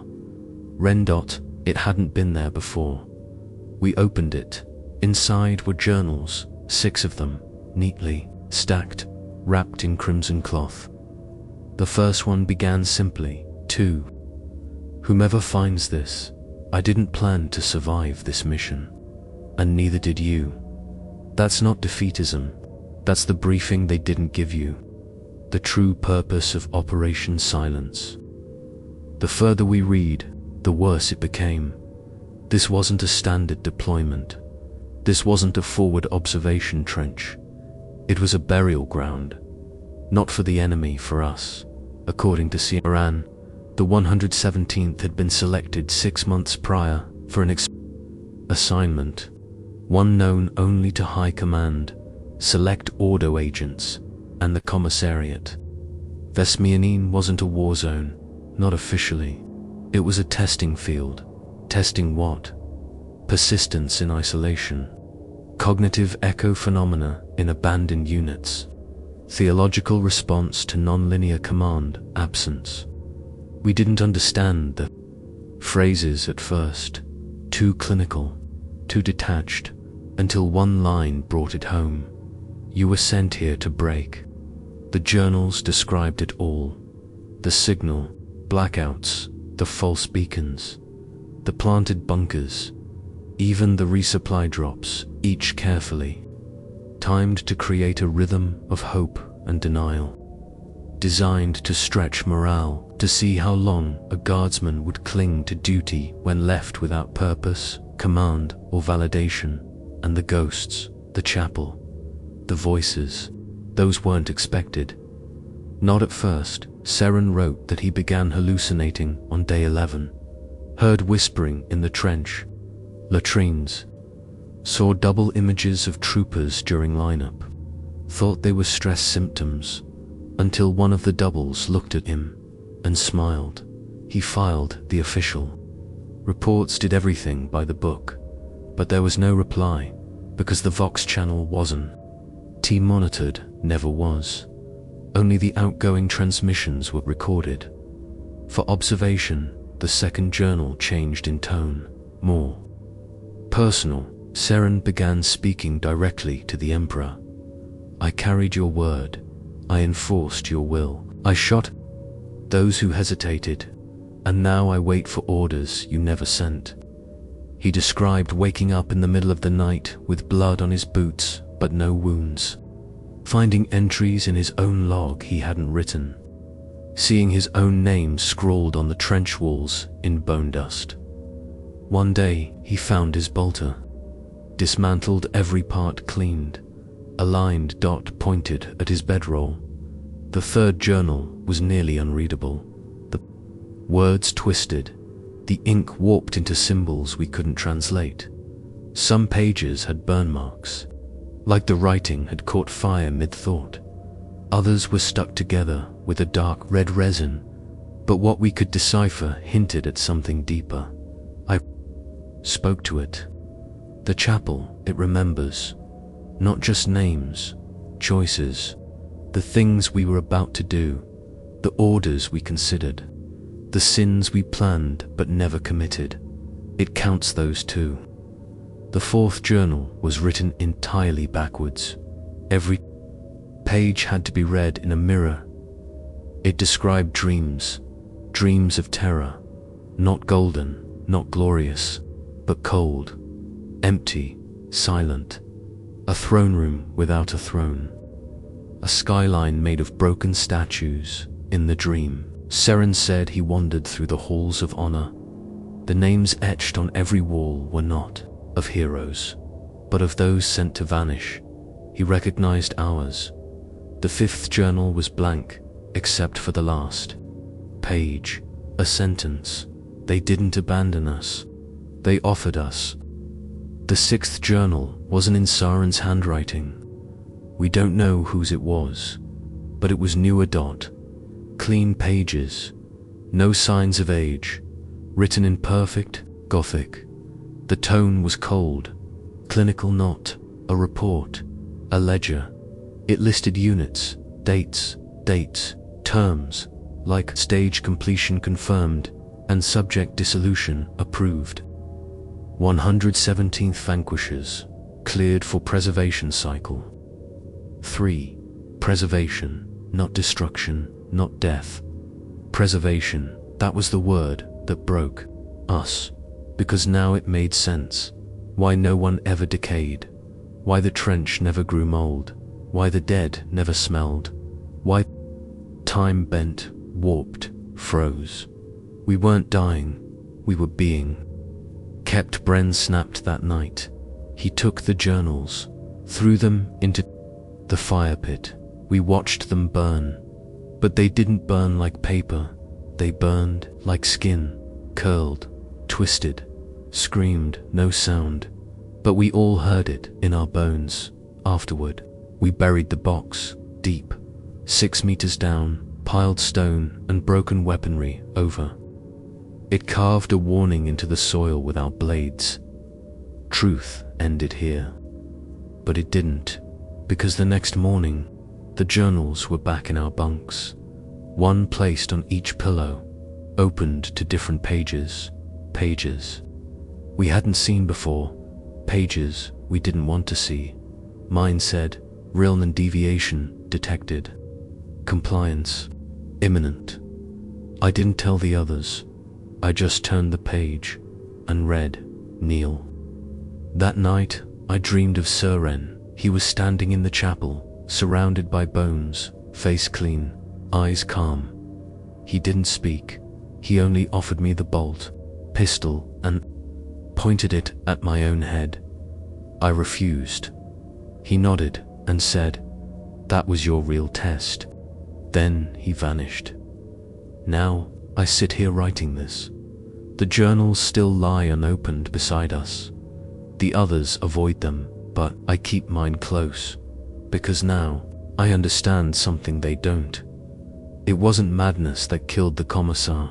It was mercy. He saw the truth and chose silence before it rewrote him into something else. And I'm not sure I'll be able to make the same choice, because some part of me, some small, shaking voice at the back of my skull believes we passed the test, and that means the next stage is coming. We used to pray, not because we were devout, because we were desperate. The words felt hollow even then, but we said them anyway. It was part of the drill. You rise, you tighten your flak, you clean your lasgun, and you recite the benediction of persistence. Every morning, every trench cycle. It gave the silence boundaries. But now we say nothing, because it listened, and he turned his face away. It started with the chaplain. Bren wasn't ordained. Not properly, but he kept the faith longer than the rest of us. Wore a makeshift rosarius from shattered rosary beads. Spoke sermons from memory, patched together from fragments of catechism and desperation. He used to kneel at the trench edge each morning and mutter his prayers to the rising light, though the sun never rose or set anymore. He kept doing it even after the chapel began bleeding. He said it gave him hope, said someone had to believe, and maybe that's why it chose him. The first change was subtle. His voice, his pitch dropped slightly. Every sentence ended on a lower note, like it was being dragged downward. Then his skin. He stopped feeling cold. The frost didn't cling to him. The ash never settled on his shoulders. We watched it drift around him like he was something the world didn't want to touch anymore. Then, one morning, we found him standing in the chapel, staring up at the Emperor's statue. Not the broken one with blade wings and a missing face, the new one. We didn't build it. None of us had, but it was there now, taller than the last. Its face fully formed, smooth and gold, but its back was turned. It faced the far wall, arms outstretched toward nothing, as if reaching for something long gone. Bren stood motionless beneath it, eyes wide, jaw slack, whispering a single line over and over. He left. He left. He left. We dragged him out of the chapel. It took 3 of us. He fought like he'd been set on fire, screaming, biting, twisting like an animal. When we finally got him clear of the entrance, he collapsed, started crying, but not with grief. With joy.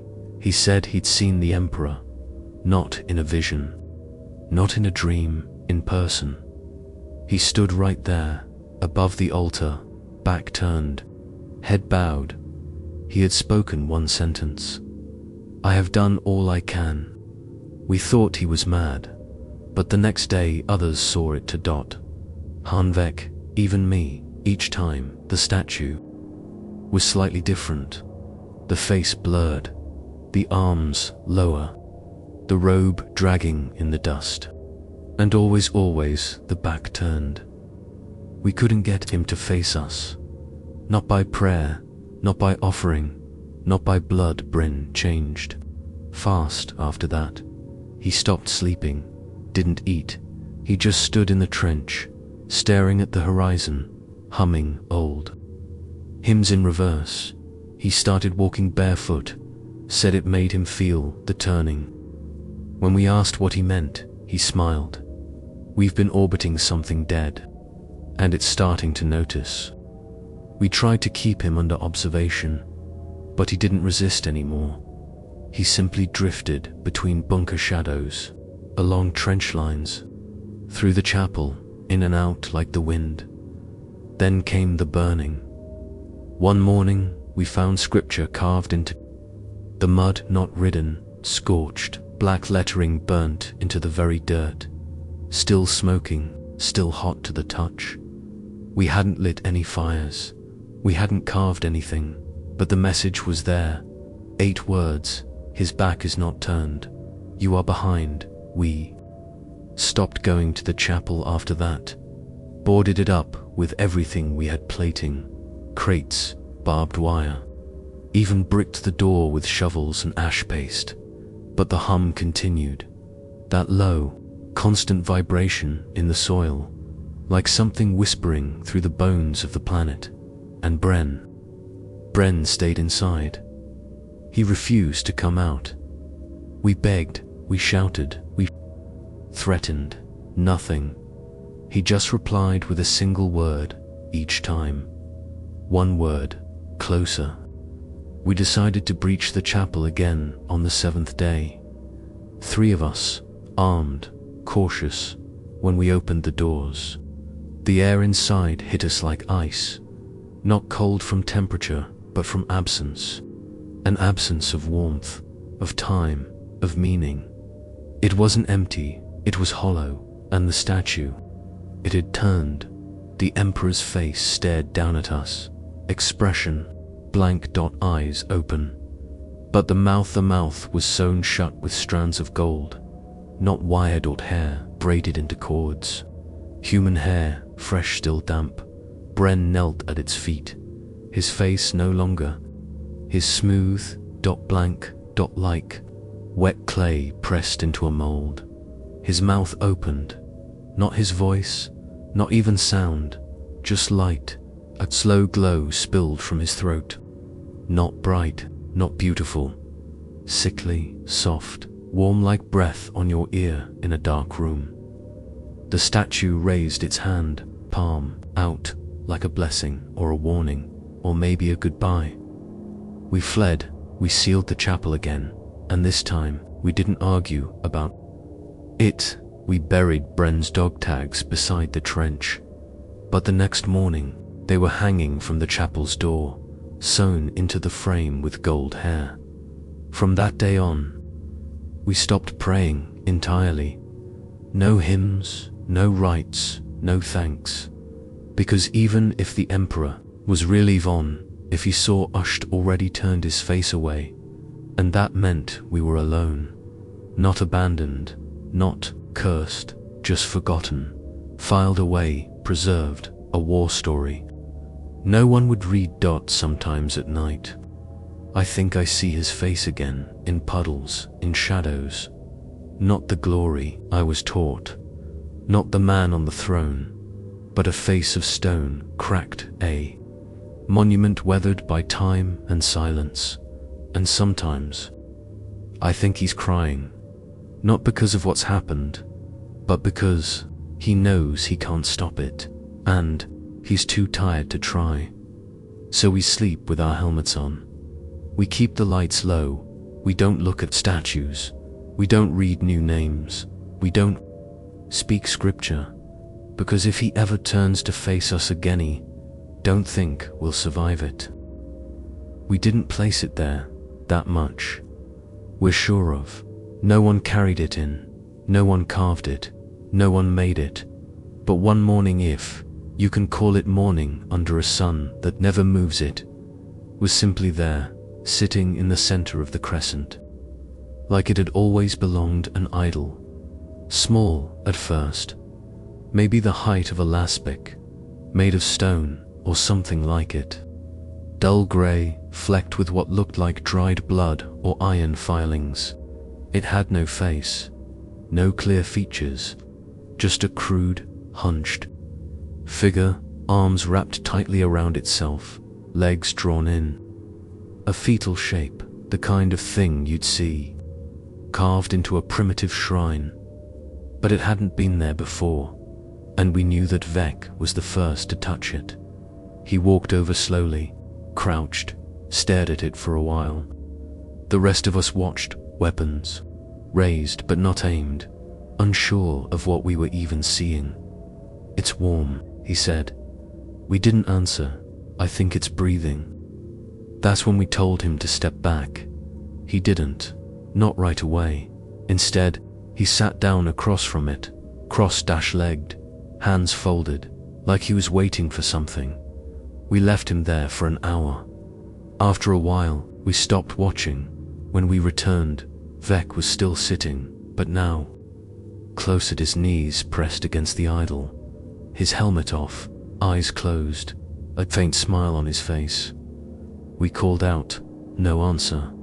We approached, cautious, rifles low. He didn't react, until Bren touched his shoulder. Then Vec opened his eyes, except they weren't his anymore. His pupils were gone. just two smooth discs of ash-colored glass, clouded, reflective, hollow. He blinked once, then said, calmly, "He's growing." We pulled him away from the idol. He didn't resist. But when we turned around, the idol was bigger, slightly but definitely. It now reached Vex's chest when he stood next to it. That night, we posted guards. We tried to ignore it, to pretend it was just another manifestation of this dying world's madness. But in the middle of the night, we heard movement. Not voices, not footsteps. The sound of stone scraping against stone, slow, grinding, wet. When we woke, the idol stood taller than any of us, almost twice its original size.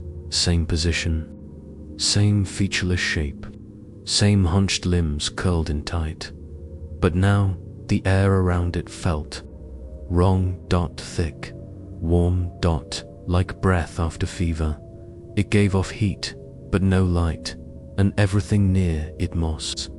Ash bone fragments had wilted. We tried to move it. Strap lines, winch. 4 of us heaving together. It didn't budge, not even a tilt. Its base was fused to the earth, or maybe to something beneath the earth. So we built a barrier around it.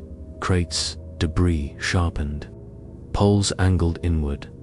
A symbolic cage. It wasn't enough. The next morning, the idol had shed the barrier cleanly. The crates untouched, but repositioned gently aside in a perfect ring. Nothing broken, just relocated, like it didn't want to be violent.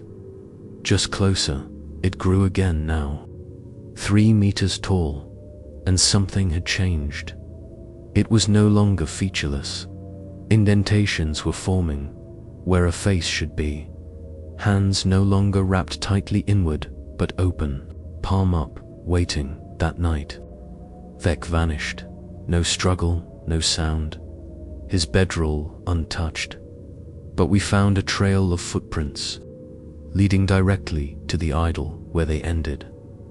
At its base, the ground was scorched black in a tight circle. No body, no blood, only a single dog tag, still, warm, still humming. We stopped approaching it. Even looking at it made our heads ache. The air shimmered around it now. Like heat mirage, it wasn't stone anymore. Or not just stone. It pulsed when no one watched.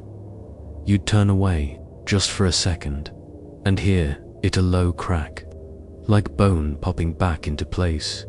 And when you turned back, it would be bigger, always. Bigger. We tried to destroy it. Melter bombs, plasma charges.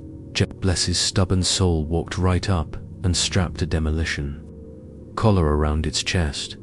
He kissed the detonator. Said, "For the Emperor." Then pressed it. The blast knocked us flat. The ground trembled. Ash rained from the sky. When we looked, the idol was gone. We cheered, for the first time in weeks. Something had worked. We laughed, we hugged. Jet cried. Then the sun flickered, a slow, dull blink, like an eye behind clouded glass, closing and opening once.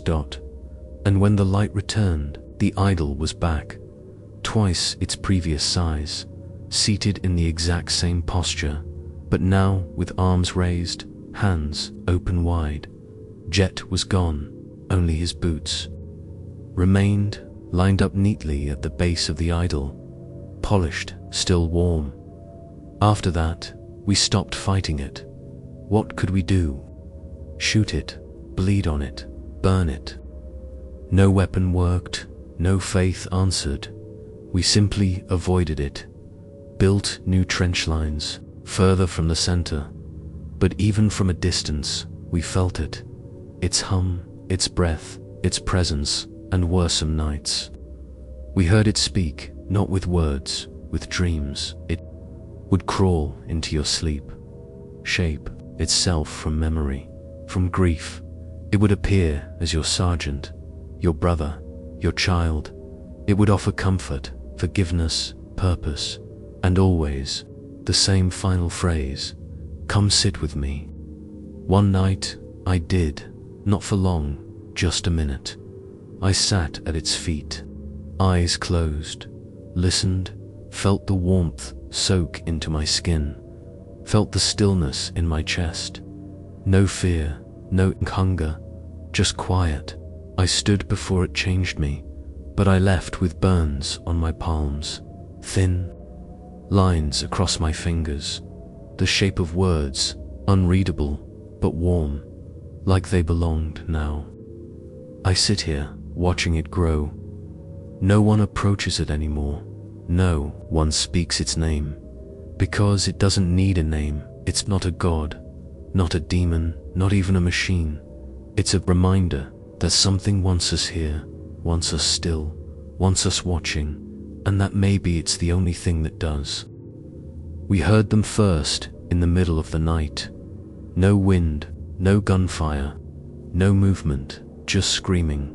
But not from above, not from the trench line, or no man's land, or the darkened chapel. From below, it started as a vibration, subtle, like the trench was shivering. Dust settled differently. Rations clinked on their shelves. The walls ticked with the rhythm of a heartbeat too slow to belong to anything living. We thought it was another aftershock from the idol, another echo from whatever dream had infected the ground.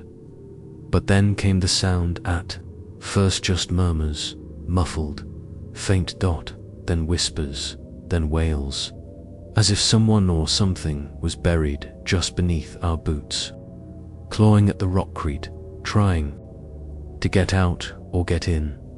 We set up ground auspex, reactivated the deep sensor arrays. We shouldn't have. The readings made no sense. Tunnels, dozens of them, crisscrossing the sublayers beneath the Crescent. Some natural, others carved, not wide enough for men, too wide for rats, moving, shifting, living. Bren called it the undermined, said it was the earth itself dreaming. Said the chapel had infected the soil with memory, and now the planet was trying to scream it out. But memory doesn't cry like that, doesn't beg like that. The screams were never constant. They came in waves, long stretches of silence, then bursts of agony from the deep, sometimes laughter, sometimes sobs, sometimes familiar voices. One night, it was Han. He'd been dead 20 days. I was there when he shot himself, mouth full of chapel dust, whispering about voices with no lungs. And yet, I heard him, clear as a vox line, Rilne, help me. It's cold. I can't move. I think I'm under something. Please. We dug. Even though we knew we shouldn't. Bren said it was a test. Said if we pulled them out, we'd be giving the planet what it wanted. Said some things were buried for a reason.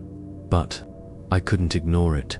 The voice was so clear, so human, so needy. We took picks, shovels, charged cutters, dug in the old Medicaid corner where the walls had crumbled most.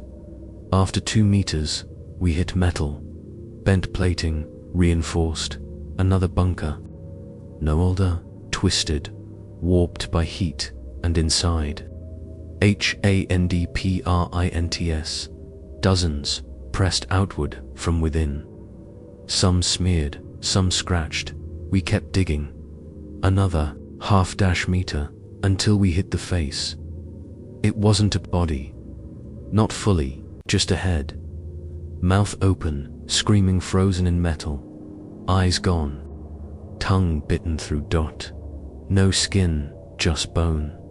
But with a full Imperial ID tag lass welded to the jaw. Trooper Han, 117th Vanquishers. The same man I'd seen die above ground, now buried under it. For how long? We didn't bury him again. We didn't burn him. We didn't even move him. We just sealed the hole. marked it with a broken rifle, and promised not to speak of it. But the ground remembered, and the next night, the screaming doubled. This time, it was my mother, her voice, her laugh. The same lullaby she sang when I was 6 and sick with lung grit on Falst IV. Then, my brother. Then my own voice. I'm cold. Rillen. I know what you did. Come down here. Sit with me. Sleep became impossible. Even silence became dangerous.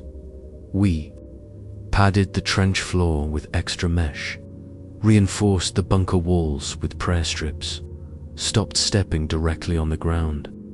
We started wearing extra socks, talking constantly, anything to avoid listening, because the moment it got quiet, it would start again, scratching, dragging, breathing. Bren snapped. First he took a flower, METHROWER, marched to the western trench wall, where the screaming had grown loudest, and opened fire for 30 seconds straight, ripped through meters of earth and stone. We tried to stop him.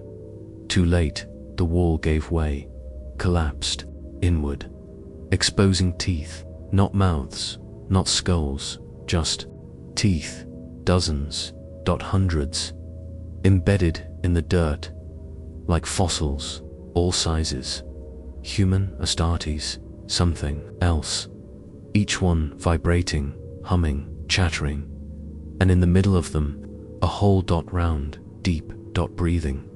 We filled it with promethium, sealed it with plasma. Charges collapsed the trench above it, prayed for hours, then posted 3 guards with rotating shifts that night. We heard nothing, just silence, almost peaceful. We slept for the first time in days. No dreams, no screams, only rest until dawn, when the trench floor cracked and a hand reached up from the dirt. Not clawing, just rising, open, bomb exposed, as if to catch something. We dug again, carefully. No noise, no fire, no names, and found not a corpse, but a mirror shaped like a body. Hollow, formless,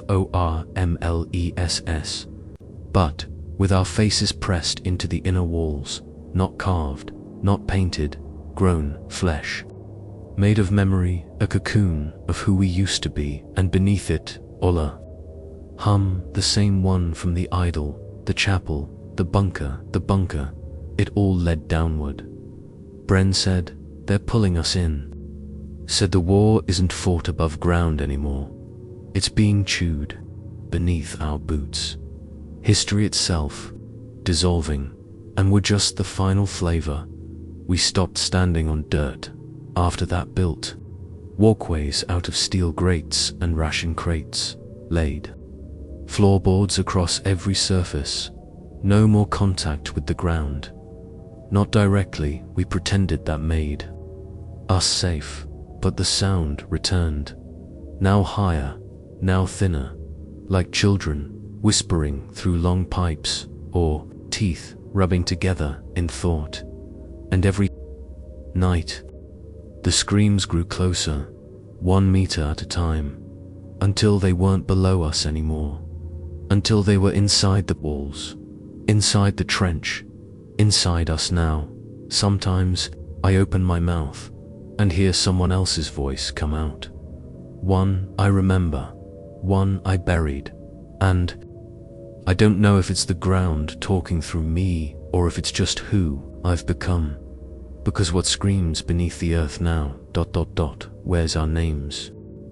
It happened without warning. No build-up, no strange sound. No omen carved into the trench wall. No flickering of the sky. Just a shot. Single lost bolt. One flash of red across the grey haze. Then silence. Then screaming. We were eating when it happened, if you could call it eating. Dried protein rations, dipped in hot runoff, choked down without taste or texture. The ritual mattered more than the food. The act of pretending to be normal, Varn was seated opposite me, just finished his third bite. No tension in his face, no madness, no signs of corruption. He looked tired, the way we all looked. Then Jorik stood up, didn't say a word, raised his rifle, fired. Varn's single quotes ass chest exploded, clean shot, straight through the flak, right over the heart. He fell backward onto the ground, blood soaking the ash, legs twitching once, then still. The silence that followed was the kind that buries itself inside you. No one moved, no one screamed. Even the trench wind forgot how to blow. Then I stood, shouting, reaching for my weapon. Jorik dropped his lasgoon, raised both hands, and whispered, he wasn't him anymore. We dragged Jorik to the Cums shelter, lost guns on him the whole way. He didn't resist, didn't even blink, just walked, hands open, muttering softly to himself. Wrong shape, wrong shape. Something in the way he moved. We sat him down, demanded answers, demanded reasons. He looked up at me, eyes full of something too calm to be madness. He moved wrong, his face blinked. That's not supposed to happen. No one understood what that meant. Then he added, he looked like he was going to ask me a question I wasn't allowed to answer. That was all, he wouldn't say more. Varn was buried at the edge of the Crescent. We wrapped him in what cloth we had, placed his tags atop the mound, whispered a few lines from the Book of Unyielding Flame, just to say we tried, but none of us believed he was truly dead, because none of us believed he was truly alive. Not anymore. Later that night, we found something in Varn's bunk, folded neatly, tucked into the sleeve of his undershirt. A piece of parchment, blank, except for a fingerprint, pressed in blood, not his. Too large, too long, and below it, one sentence. They shed their skin when we aren't looking. We didn't sleep. Jorik sat quietly in the corner of the trench, under guard.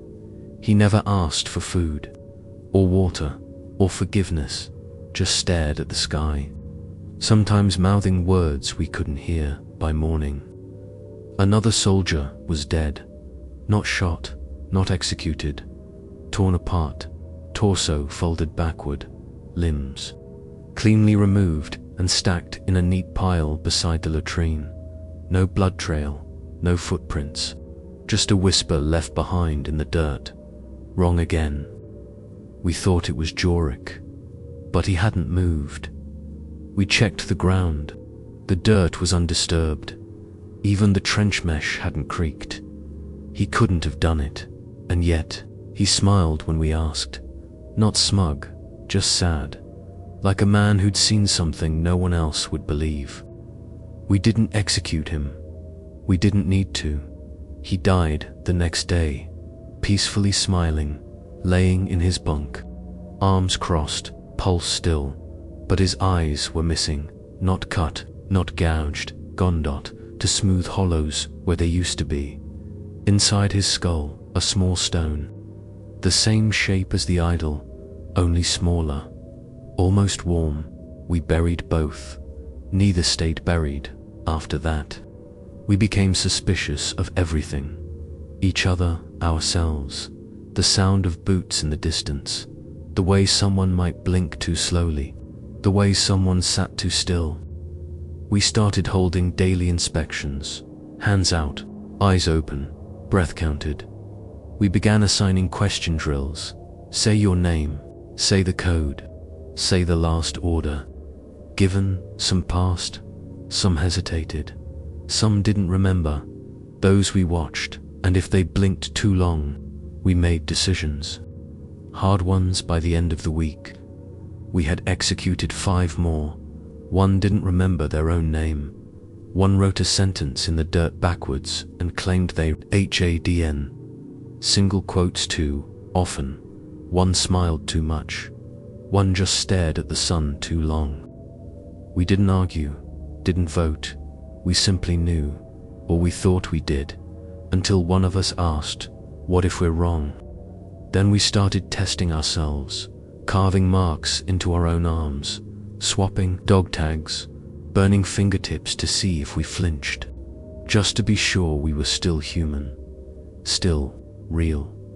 But it wasn't enough, because the doubt didn't live in evidence. It lived in moments, split second. Glitches like someone breathing when they shouldn't, or blinking when you weren't watching. One day, I caught my reflection in a puddle, and it smiled before I did.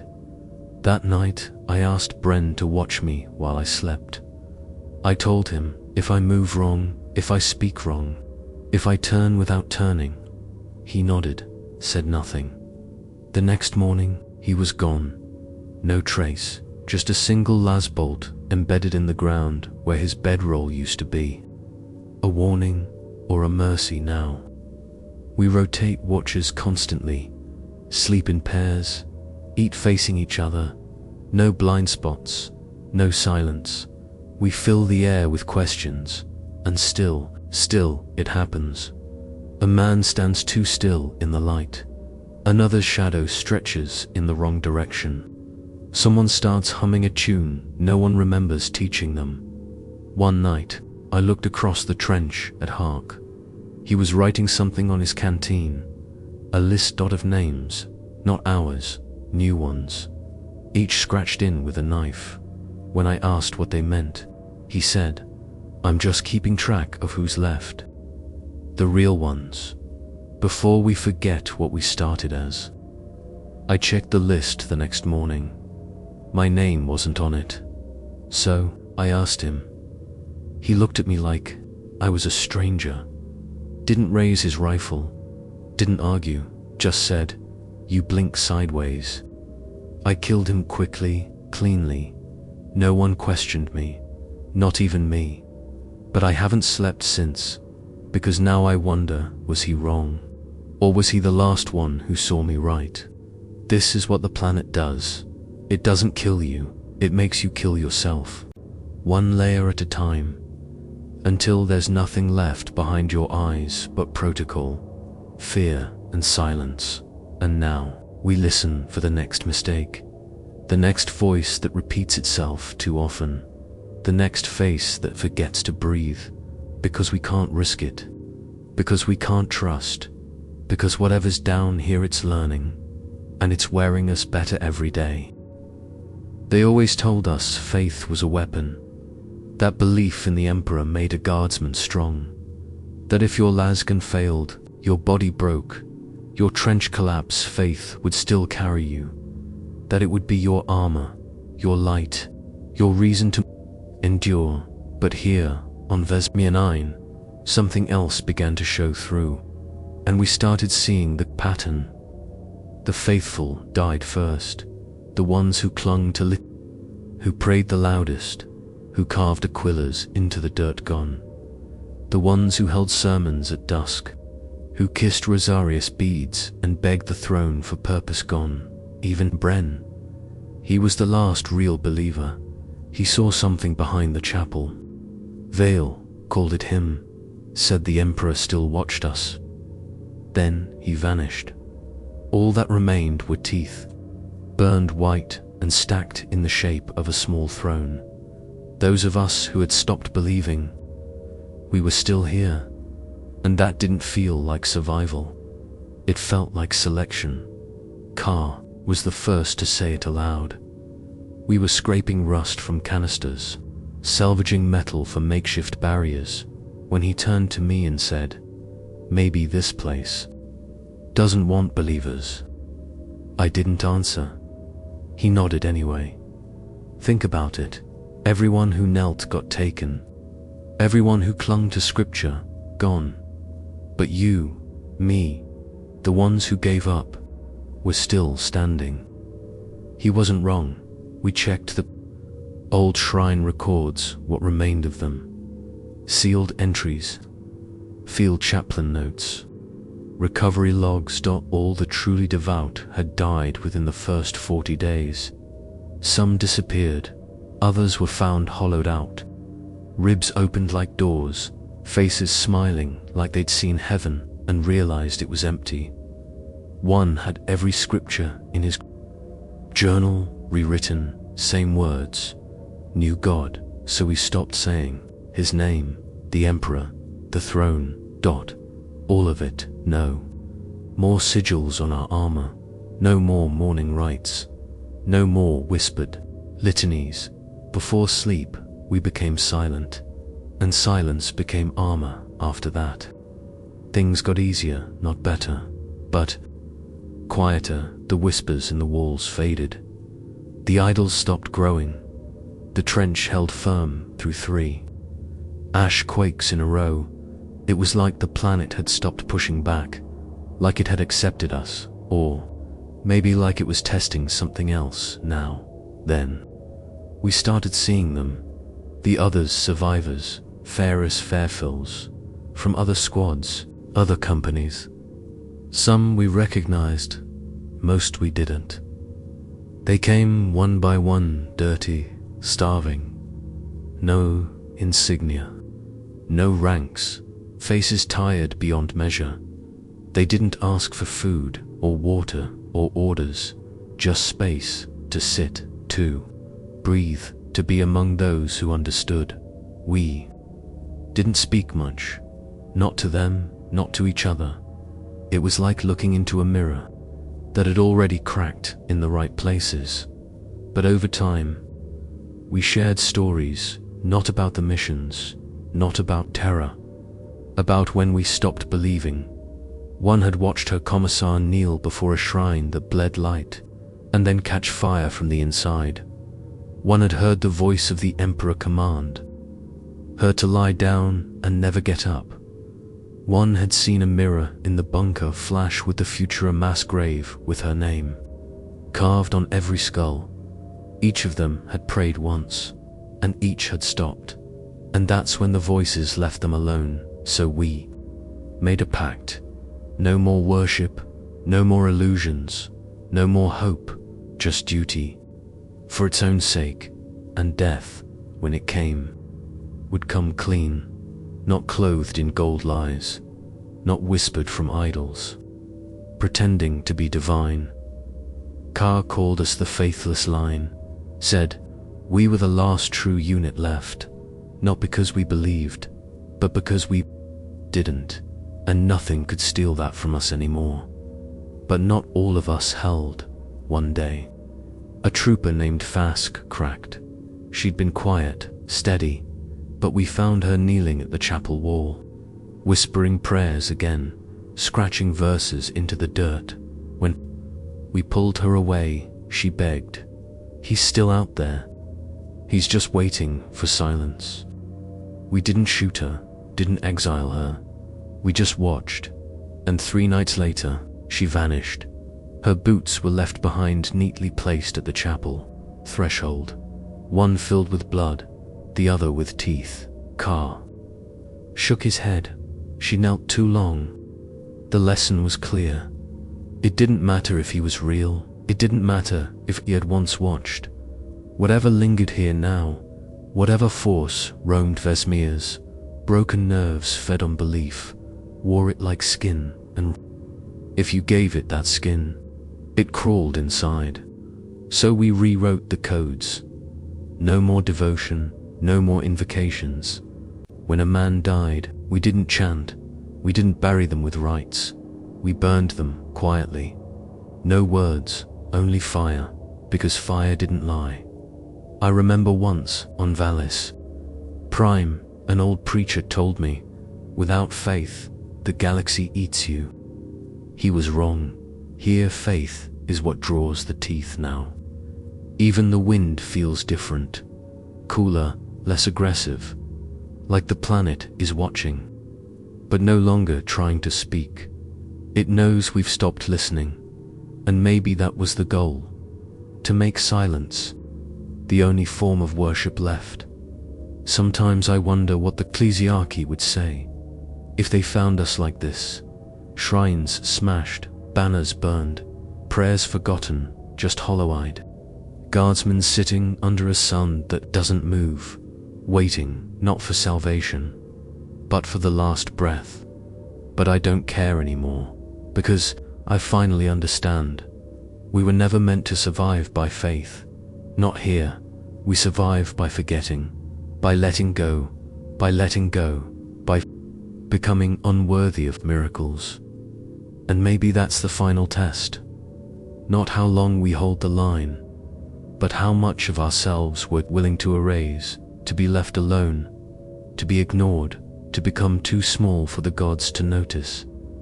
And if that's what keeps us alive, then I'll forget everything, even my own name. Just don't let it look at me again. The Vox came back online today. No one touched it. No one adjusted the frequency, replaced the batteries, or offered a prayer. It simply turned on its own. A low crackle, buried in static, like wind rattling through broken teeth. At first we thought it was just atmospheric distortion, maybe the storm's clearing, but the signal sharpened. Then the voice came through, and everything inside us clenched. Trench line holds, enemy pressure consistent, request resupply, casualty report to follow. I recognized the voice instantly, because it was mine, word for word, tone perfect. The same report I gave 3 weeks ago. Logged in the comms book, time stamped and confirmed, but I wasn't near the Vox when it played. No one was. Car went pale. It's a loop. No. Worse. It's a memory. We scanned the unit. No playback files, no logs, no message queue. Just a live transmission marked from our coordinates, as if it was being sent. Again, from right here, right now, but not by us. The Vox kept going, replaying old status reports, combat updates, ambient squad chatter from days we barely remembered. Except it wasn't quite right. The words were perfect, but the cadence was wrong, too clean, too crisp, too practiced, like something had memorized our voices, reconstructed us, and was now repeating us. Then came the command phrase, one no one had said in weeks, a dead phrase from a dead officer. Confirmed suppression sweep, authorized doctrine. Rex. That was Lieutenant Heldren. He died in the first week, blown apart during the second ashquake. Half his body crushed beneath a collapsed bunker. But there it was again, clear, stern, alive. We tried to shut the Vox off. It wouldn't respond. No power cord. No battery chamber. No manual override. We cut the signal cable. The static didn't stop. We smashed it open. Still, it spoke. From pieces, from fragments. The speaker cone buzzed. Broken wires sparking, and still Heldren's voice whispered through it. Target, acquisition, gridlock. Sacrifice accepted. Trench must hold. We buried the parts, burned the rest. Didn't matter. Next morning, another Vox unit sat where the old one had been. Same model, same tuning, still humming, still talking. We didn't touch it. We stood in a circle around it. Rifles raised. Not because we thought it was a bomb, because we were afraid it might answer if we spoke that night. It began broadcasting again. Not reports, not orders. Voices, personal ones. Laughing, arguing, singing, singing the old trench march. From Gallows Reach, my voice telling a joke I hadn't remembered until I heard it again. Private. Seren reciting lines from a book none of us had read aloud. They weren't echoes, they were rehearsals. Someone or something was practicing us perfectly, down to the breath between words, down to the little pauses.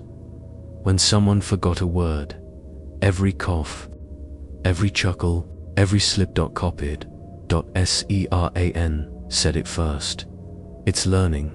He wasn't wrong, because by the 5th day, it stopped using the past. It started speaking things we hadn't said yet. One morning, I stepped into the trench and heard my own voice crackle out. We're running low on heat gel. Check second barrel. I hadn't said it yet, but when I did 2 hours later, it came out exactly as the Vox had played it. Word for word. Now, we don't speak unless absolutely necessary. We write everything down, point, nod, dot signal, because the moment we talk it learns, and when it learns it becomes. Carr tried to fool it. He whispered gibberish into the mic, said nonsense in a fake accent, sang in broken words. The Vox didn't repeat it, but later that night, we heard it echo back perfectly, only now in my voice, as if I'd been the one who said it. Then it started calling us. 3, beeps pause. 2. More our old squad ping code, used only for emergencies. The one that meant injured. Follow beacon. It buzzed from the comms line every 12 hours. We tracked the signal. It led out of the Crescent, through the old crater wall, past the bones of the last chimera that died, trying to evacuate, down into the fog. We didn't go, not because we were cowards, because we knew what waited. It wanted us to believe someone was calling for help. It wanted to wear our voices again, this time in person. But Varn went anyway, or what used to be Varn. He'd been quiet for days then. Without a word, he stood, walked to the Vox, tuned it manually, whispered something too soft to catch, then followed the signal into the fog. We haven't seen him since, but the next day, the Vox crackled on, and his voice said, "Trench line secure, faith intact. Prepare for promotion." Promotion, it said that word, again and again, like it meant something, like we'd passed a test, like they were done watching. So we sealed the Vox room, welded the doors, layered it in mud, mesh, ash, and sacred seals even, though we knew the seals meant nothing now. Didn't matter, because it started broadcasting from other places, inside the mess tent, inside the latrine. One night, I heard it inside my helmet, my voice counting down from 10 the next morning. 3 of our squad were gone. No bodies, no signs of struggle, just their names etched into the dirt near the idol, like someone wrote them with a finger made of bone, and beneath each name, the word replaced. Now, we listen for the repetition. That's how it starts. You say something once, then you hear it again, but slightly off, then again better, until it knows how to say it before you do. That's when you run. That's when you don't answer. The Vox is still speaking now. It says we've done well, that the line holds, that the Emperor is proud, that promotion awaits. And every time it says that, I feel my hand twitch toward my rifle, because I don't remember saying that, and I don't believe. He's watching, not anymore, but maybe something else is. And maybe it's waiting for the day we forget which voice is ours. It started with the rain, not water, not ash, not the usual sludge that passed for atmosphere on VES Mir-9. This was heavier, sticky, warm, when it hit the bunker roof. It slapped instead of pattered. A wet meat slap that turned heads, furrowed brows, and emptied stomachs. When we stepped outside, we saw it. Droplets the size of teardrops, slow falling, crimson and thick. The sky above no longer grey, not orange, not even the black slate we'd come to expect. No, now it churned red, cloudless. Bleeding, the first man who spoke, called it a sign. A purge, he whispered. A rite. Another called it punishment. The third just said, "We're inside something now, and it's leaking." There was no thunder, no wind, just the constant, measured fall of blood. It coated the trench. Walls in a glossy sheen. Saturated the dirt until boots sloshed. The rations turned sour from contact. The tarp above our latrine turned black, sagged, and collapsed under the weight. It lasted exactly 39 hours. Every second of it felt like watching. A wound that refused to clot. When it finally stopped, we didn't cheer. We didn't collapse. We just stood there, soaked, watching each other in silence, trying to pretend we weren't tasting iron on our tongues, or feeling our skin crawl under our soaked fatigues, or smelling something like copper and birth. Then came the priest. He had been quiet for days, ever since the idol began to grow. He'd stopped preaching, stopped correcting, stopped lighting the incense. No more scripture, no more chants. He had gone quiet until the rain stopped. He stepped out into the open trench line and dropped to his knees in the blood-soaked mud.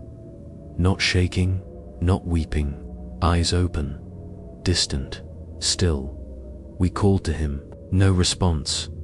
He began to pray, not in high Gothic, not in low Gothic, not even in any dialect spoken by men. It was the kind of language you don't learn, you remember. A tongue of lungs that had long since turned to dust. Each word sounded like it had to crawl out of his throat. And for a moment, I was sure he was just coughing blood. But it wasn't blood. It was a name, not a name of a person, not a name of a saint, a name like a ruin, like something old that once had shape and meaning before time. Itself decided it was too dangerous to remember. We should have stopped him, but we didn't move.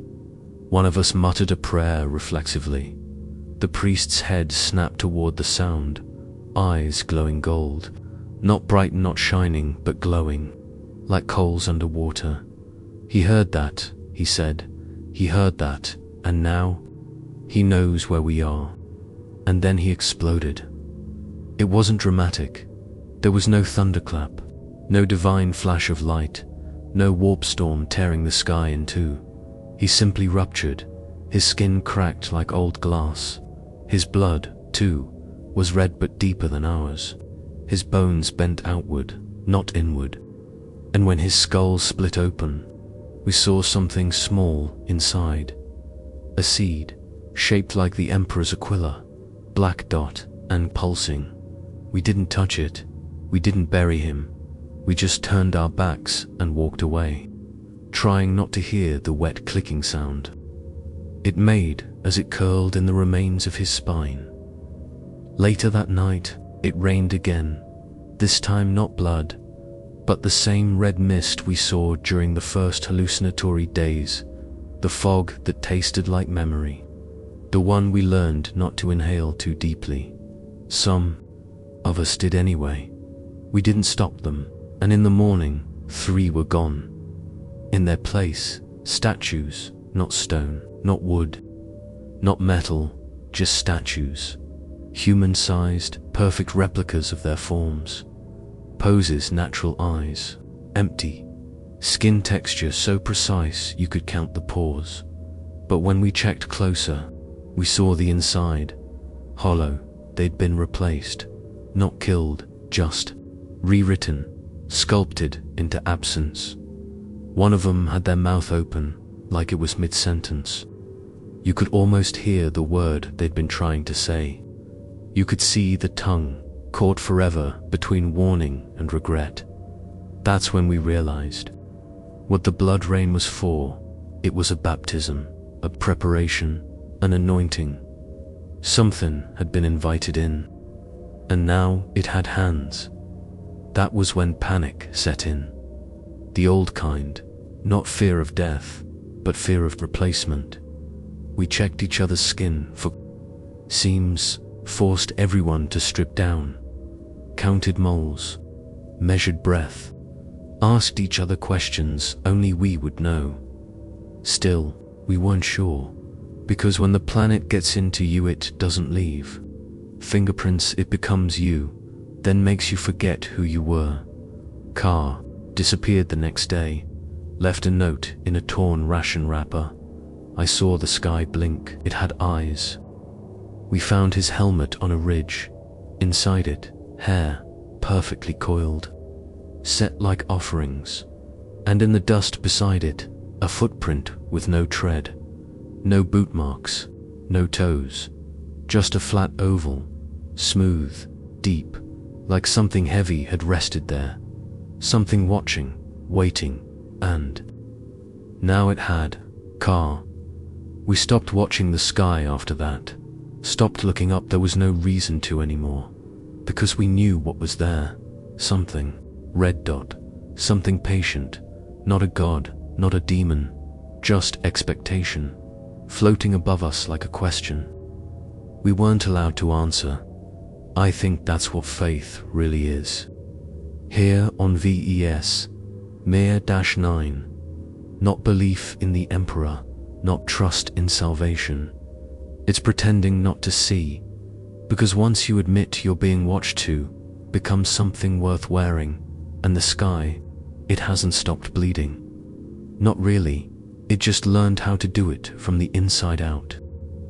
We used to know every inch of the trench, every slope of mud, every rib of broken steel, every corner where the ash piled in just right, and every path where the footprints stayed too long. We knew where the echoes would bounce, which boards creaked, and how many steps it took to reach the comms alcove from the mess. We knew the trench like we knew our own bones, because, out here, it was our skeleton. It held us up, wrapped around us, kept the cold from biting too deep, and the fog from swallowing us whole. Until it changed. It started, subtly. A ladder that had always taken 5 rungs to climb, now had 6. A right turn that led to the latrine now curved, just slightly left.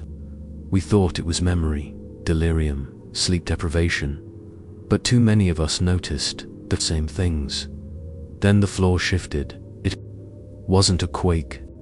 There were no tremors, no distant booms from collapsing bunkers or atmospheric pressure shifts.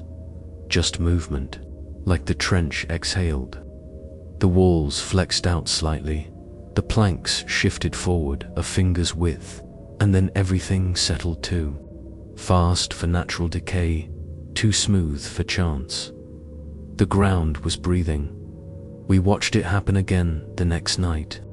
A section near the southern loop pulsed once, like lungs under a blanket of dirt. You could feel it in your boots. The mud rising slightly, then dropping like a drawn breath released.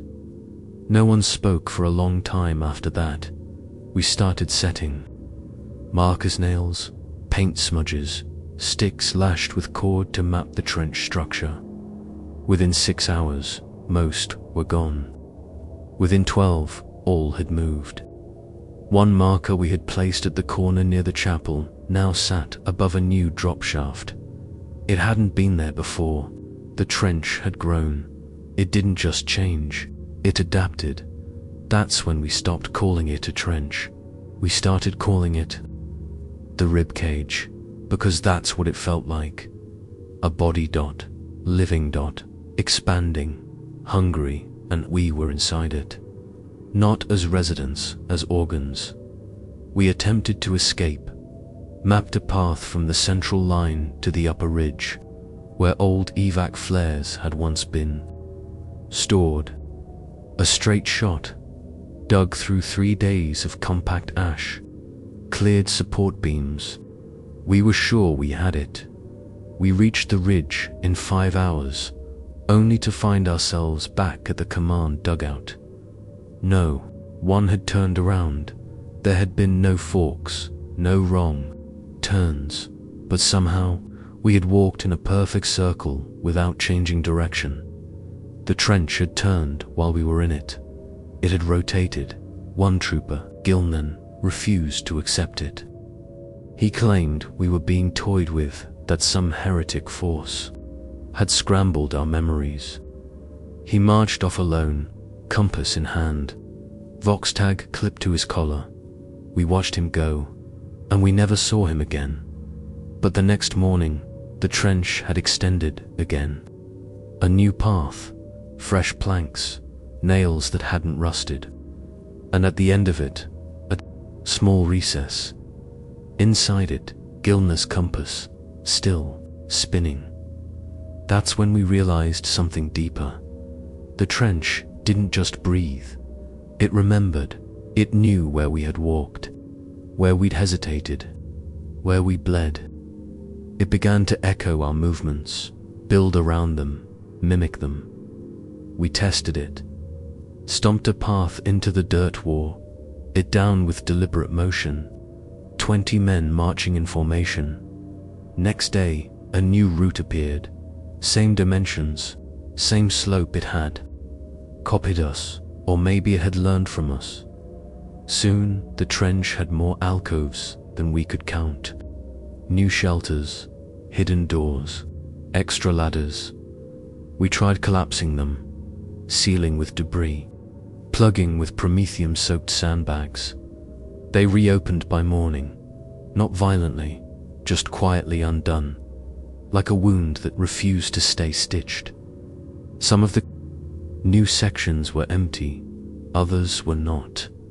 We began hearing movement within them, slow scraping, the sound of boots but dragging, uneven, sometimes whispers, sometimes not even that, just breath. Sometimes we found bones in the new areas, sometimes full uniforms, never a face. One of the soldiers, Torlin, went into one of the new chambers. He said he was going to find the source. We waited 12 hours. He came back, covered in blood, none of it his. Eyes wide, not blinking. He said nothing, just handed us something. A data slate dot, corroded, ancient dot, but it still powered on. Inside, trench schematics, only not ours. They showed this. Trench dot, our current layout, exact to the plank. Only the date stamped on it was 243 years old. The same trench, same placement, same looping ridges. A regiment once stationed here had vanished.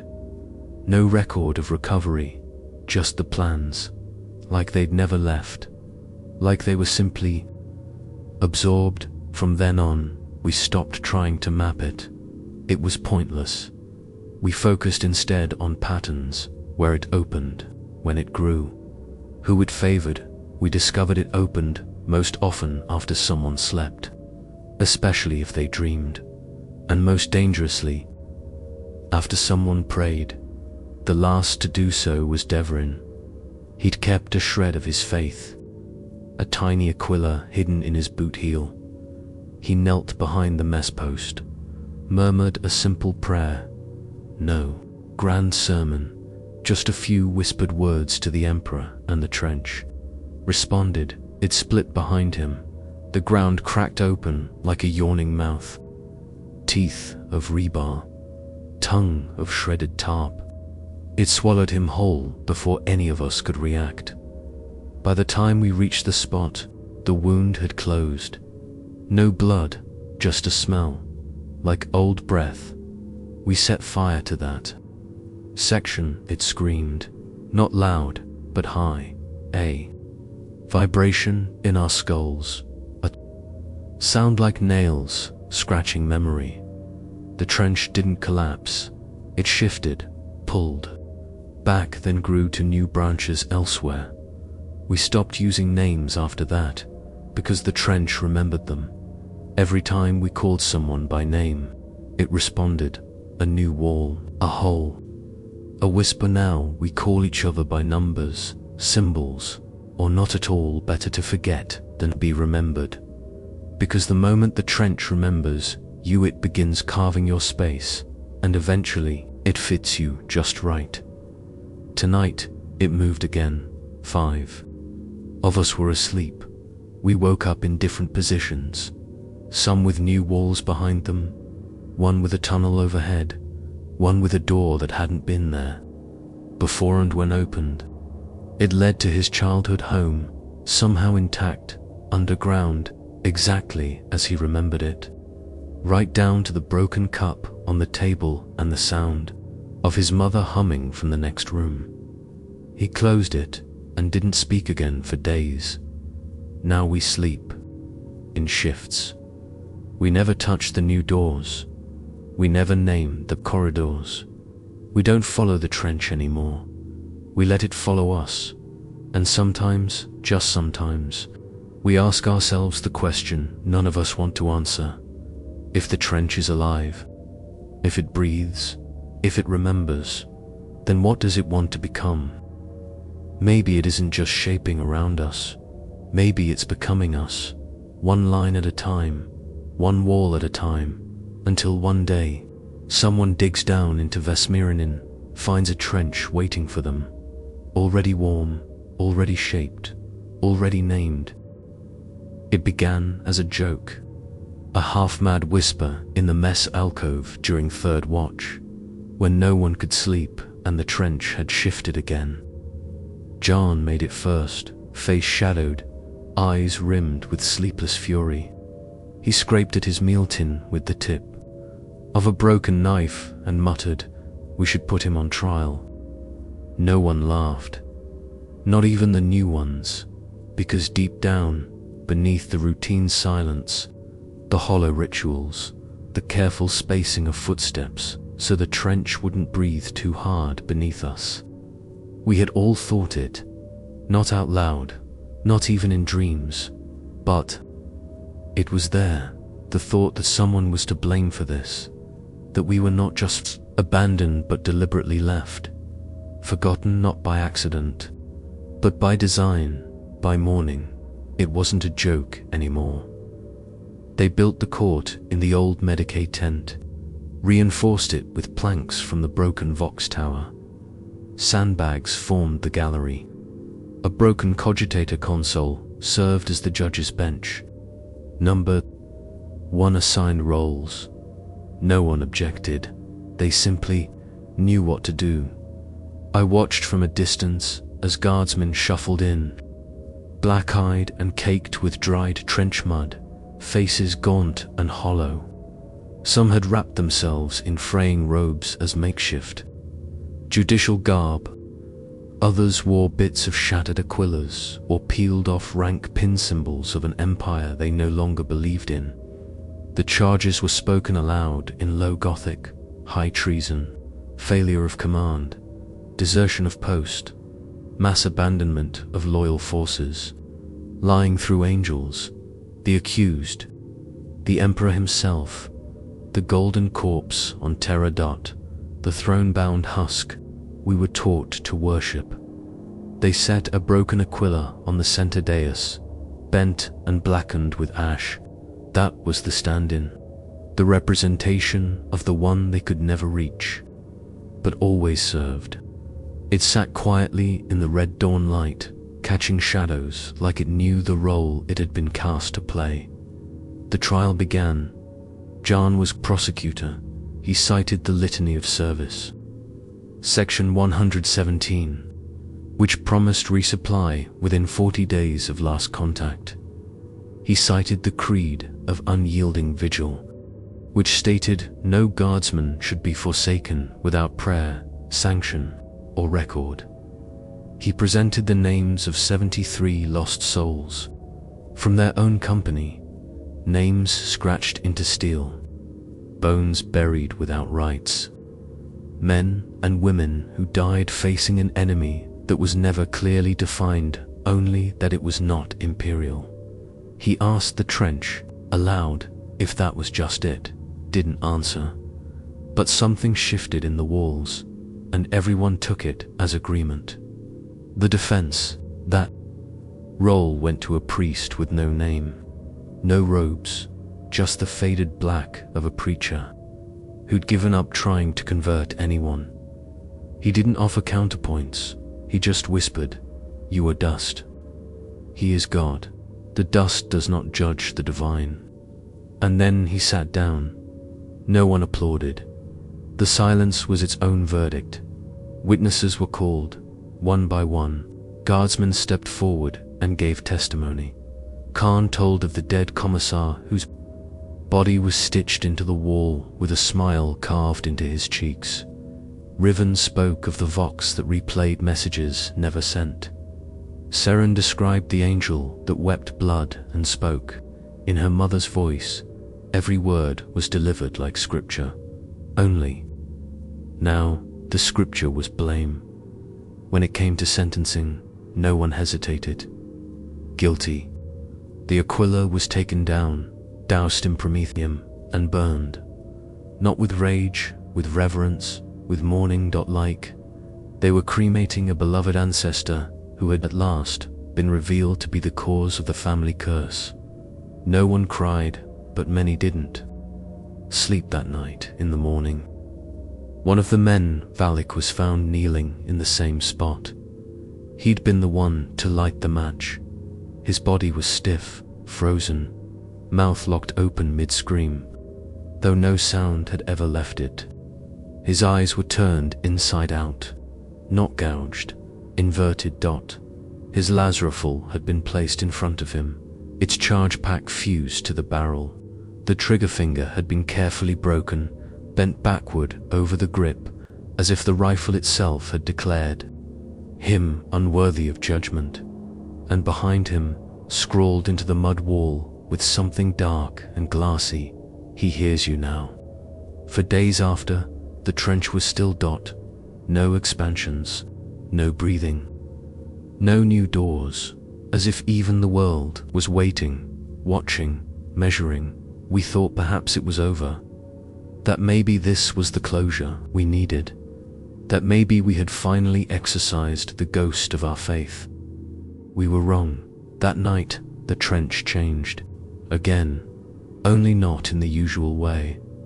This time, it didn't grow, it contracted. Walls squeezed tighter, paths disappeared, entrances closed, the latrine corridor sealed behind. A man named Horvath while he was inside. He never came out, no sounds, no screams, just a soft squelch. And later, the entire section was smooth again, as if he'd never existed. A tribunal was held, this time in secret. No judges, no audience, just 3 guardsmen, kneeling in the blood-wet earth, whispering what we all feared: we made a mistake. Because to judge a god, even a silent one, even a dead one, even a fake one, is to claim you could have done better. And the trench does not like arrogance. The trench is a god now, one that watches, one that listens, one that replaces. By the end of that week, no one used the Emperor's name again, not even in anger. The trial was never mentioned again, but everyone remembered. Not the arguments, not the verdict, just the sentence: "He hears you now." And if that was true, then we had already been judged. It began with a split, not in the trench. In us. 4 weeks, faith had been eroding like wet rust. Not all at once, not dramatically, quietly. It started with missed prayers, forgotten blessings, an Aquila left unpolished, a refusal to kneel before rations. Then came the shrugs, the narrowed eyes when someone invoked the Emperor's name, the sideways glances at the priest when he tried to speak. By the time the trial was over, there were 2 kinds of guardsmen left: those who still clung to the fading flame of imperial fate, and those who had let it gutter out in the blood rain. They didn't argue, they didn't scream at each other, they just stopped speaking to one another. Like ghosts that refused to acknowledge they shared the same trench, they started sleeping in separate bays. eating at opposite ends of the dugout, taking shifts that never overlapped. They became shadows of one another, living side by side like mirror images with no reflection. But the trench noticed, and it chose. It began favoring one group over the other. At first, we thought it was coincidence. The faithless started receiving better ration drops, cleaner water, their boots stopped leaking, their sleeping bags grew warmer. The faithful, by contrast, woke up to blood-wet packs, cracked flasks, and gear that simply vanished. Then one of the faithful vanished to Alren. He'd been kneeling by the chapel wall, reciting the benediction of warding. We heard the words, clean, steady, unwavering. Then nothing. No scream, no sound, just silence. When we reached the chapel, it was empty. No body, no blood, just the faintest smell of incense, and the word Y etched into the stone in perfect high Gothic. No one wrote that, no one alive, anyway. After that, fear did what faith could not. It bound us again, but only temporarily, because even in shared terror, the fracture had gone too deep. Trust had rotted, and we started to turn. It was the faithless who acted first. They claimed it was mercy. They said the faithful were attracting it, drawing attention, inviting judgment from the trench, the sky, the thing that lived in the patterns of the fog and the walls and the memory of dirt. They said faith was like blood in the water, and they meant to stop the bleeding. We didn't hear the shot, just the aftermath. Two of the faithful were dragged out into the open trench line, one still breathing, one not. Their Achilles had been crushed beneath boot heels, their flak armor ripped open to expose their skin, with shallow cuts shaped like the imperial sigil, as if mocking the idea of divine protection.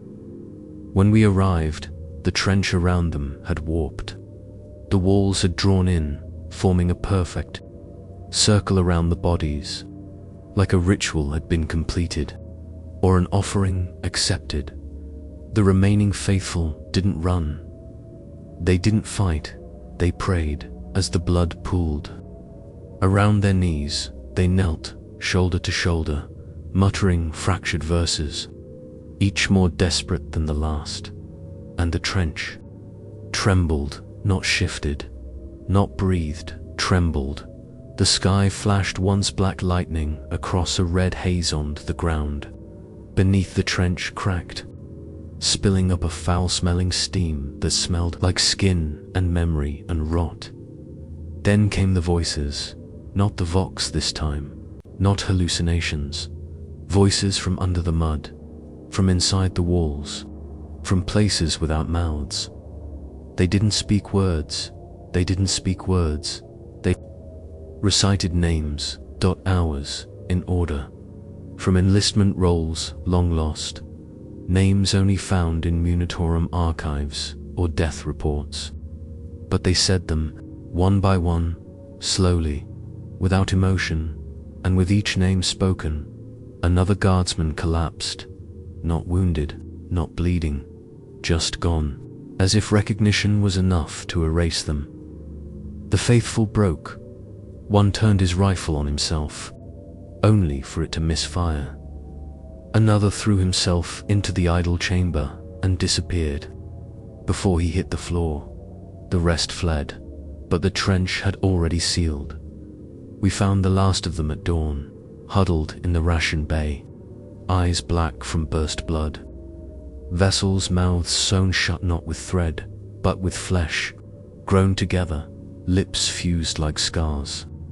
One had written on the wall in a shaking hand, "Faith is a map, and maps lead back to him." We burned the bay. We said nothing. Even the faithless didn't cheer, because by then they'd seen the price. But the horror hadn't ended. The faithless began forgetting things, not minor things, major things. Their names, their ranks, where they were from, even their own faces. One woke up and screamed because he didn't recognize his hands. Another forgot how to load a las's rifle. One had to be reminded what the trench was, what the war was, why we were here. And then came the worst one, Rik. He was found sitting in the cum's alcove, muttering, "Who are you?" We tried to speak to him. He recoiled. "Strangers," he said. "You don't wear the mask. You don't have the name." Then he whispered his name, but it wasn't his, it was mine. And the way he said it tit fit. He believed it. He died an hour later, repeating it. My name, over and over, until it didn't sound like a name anymore. Just noise, just wind, just emptiness echoing through a mouth that no longer knew what it meant to be someone. So now, in the trench, there are no believers, but there are no names either. The trench doesn't need us to believe. It only needs us to forget. And slowly, it's making sure we do. It's stripping us of identity, word by word, habit by habit. No more prayers, no more greetings, no more history. We are just hands now. Hands that carry rifles. Hands that bury the bones. Hands that keep moving through a maze that shifts when we blink. But not names, never names. Those it takes, those it keeps. And those who try to remember don't last long in the end. Faith didn't kill us, and disbelief didn't save us. All it did was divide us, and that was all the trench needed, because it doesn't kill with teeth or claws. It waits until you're alone, and then it turns you into someone who never was. It came crawling out of the trench wall, not from a hole, not from a tunnel. It crawled through the dirt itself, slowly, like it was being birthed from memory, something half remembered, clawing its way into the now. The soil parted for it like water, not in sudden bursts, but in soft peeling layers, like skin. No noise, just motion. We stared. Rifles were raised, but never fired. There was a weight in the air that made it impossible to move, like pressing your will through syrup. You didn't want to stop it. You just wanted to watch. The thing was wrong. Not demonic. Not human. But somewhere between the two, like a failed translation of something divine. Its wings, if that's what they were, dragged behind it, golden at the edges but coated in filth, rust, and blood. They didn't flap, they didn't shine, they scraped. One feather at a time, molting onto the trench floor like pages torn from a holy book, soaked and illegible. Its body was pale, thin, too thin, ribs showing, spine arched backward as it crawled, not on knees, not on hands, but on elbows, with its face dragging through the mud. No one said the word angel, but we all thought it, because deep down, beneath the layers of rot and madness and disbelief, we recognized it. It had the shape of our faith, the frame of our hopes, but twisted, broken, bent, until what was beautiful had become pitiful. Familiarity wrapped in nausea. It stopped at the foot of the prayer stone, where once we etched daily hymns. Now worn blank from neglect, it lifted its head, its eyes closed, at first peeled open like wet paper. The sockets beneath were filled with tears, not blood, not pus, but clear tears, so much more unsettling than gore, because tears meant it still felt something, and then it spoke. I stood at his side. The voice was not loud. It was hoarse, cracked, a whisper dragged across glass. I sang his name across the stars. I burned in his wars. I watched you from the walls of gold, and I believed. Its hand reached out, shaking, broken at two of the joints, fingertips, ending in scorched nails. No one stepped forward, but none of us fled. He abandoned me. Its body spasmed once. The wings jerked forward, spraying the mud with broken feathers. I told myself it was a test, that my suffering had purpose. That agony meant purity. That silence meant patience. Its mouth stretched, and now we saw there were no teeth, only gums, raw, split. But the silence grew, and no answer came. Not for me, not for you. It dragged itself upright slowly, spine cracking with the effort, until it knelt on shattered knees. So I left, crawled, fell, through worlds, through screams, through memory, and I found you. One of us stepped forward. I don't remember who. We'd stopped using names by then. He asked the question we were all thinking. What are you? The angel tilted its head. I am what you made. I am the hymn sung too long. I am what remains when belief is buried beneath ash. I am a prayer without an answer. It reached into its chest not with a tool, not with a blade, but with its own hands. The flesh parted like damp parchment. No blood, just light. Dim, fading dot from within. It pulled a shape, small, metallic, dot familiar. An aquila, not broken, not burned. Perfect clean, .uncorupt. It held it out. Take it, and believe again. No one moved. It waited. No judgment, just silence, like it understood. Then it bowed its head. Then I will believe for you. One last time, it placed the aquila at its feet. Then it began eating. Not food, not dirt. Us. It crawled forward with inhuman speed. Its mouth widened, unhinging, swallowing whole the first man it reached. Not a scream, just a sound like cloth tearing in reverse. The man was gone.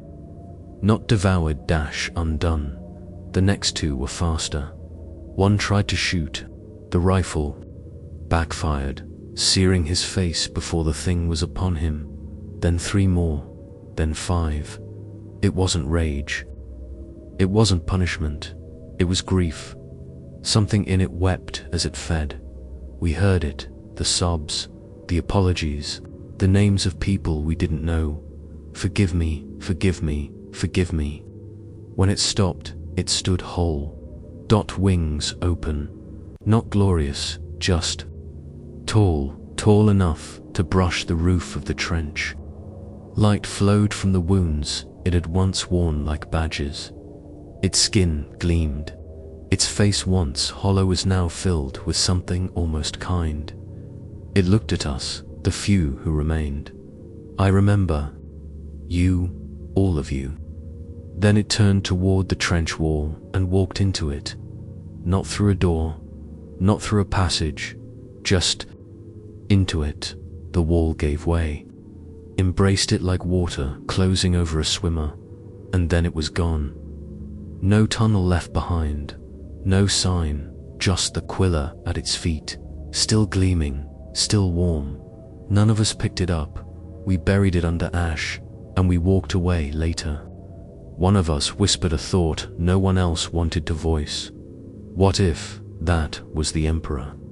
No one answered, because deep down, in the part of us that still remembered being soldiers, being children, being faithful, we knew, if that was the Emperor, then he had come back not to save us, but to beg. The planet had been silent for so long that even the wind had learned to hush. Not just quiet hollow, the kind of stillness that devoured sound instead of reflecting it. We used to think it was just the ash, or the thin air, or the absence of birds and beasts. But after the angel came and vanished into the trench wall, something changed. It wasn't loud, not a scream, not a quake, not a warning. It whispered the first time we heard it. We were digging graves. Not ceremonial, just holes deep enough to forget. The bodies were too changed to count properly. We didn't bury names anymore, just the weight, just the meat. As the last shovelful dropped in, someone of it, I think, froze. He looked up, tilted his head, asked if we'd said something. We hadn't, but we all heard it the second time. A breath on the wind, not words, not language, but memory, not ours. The planet, it whispered what we did. It whispered it back to us, the raid. The blind woman we shot because she moved too fast in the fog. The deserter we buried alive under the trench line. The commissar's final order to burn a town for sheltering. Xeno sympathizers, we'd done it. All of it, righteous. By the book and the planet.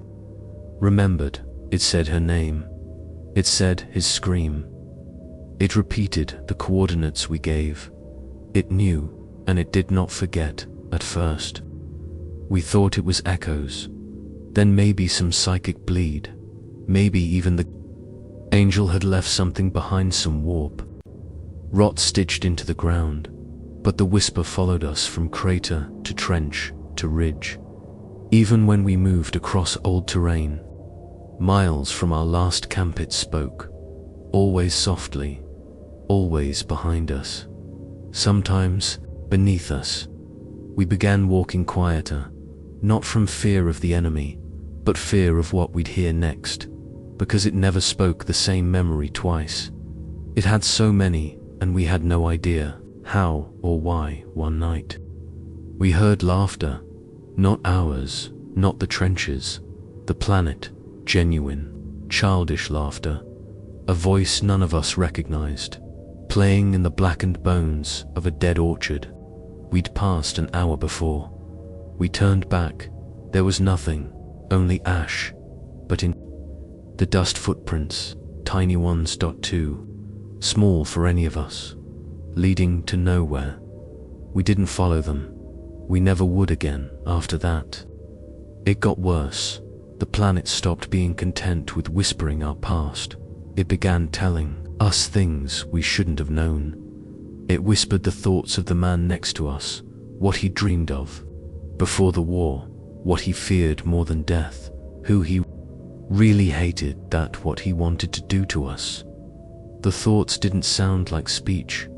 They sounded like truth, too raw, too sharp. We started wearing earplugs.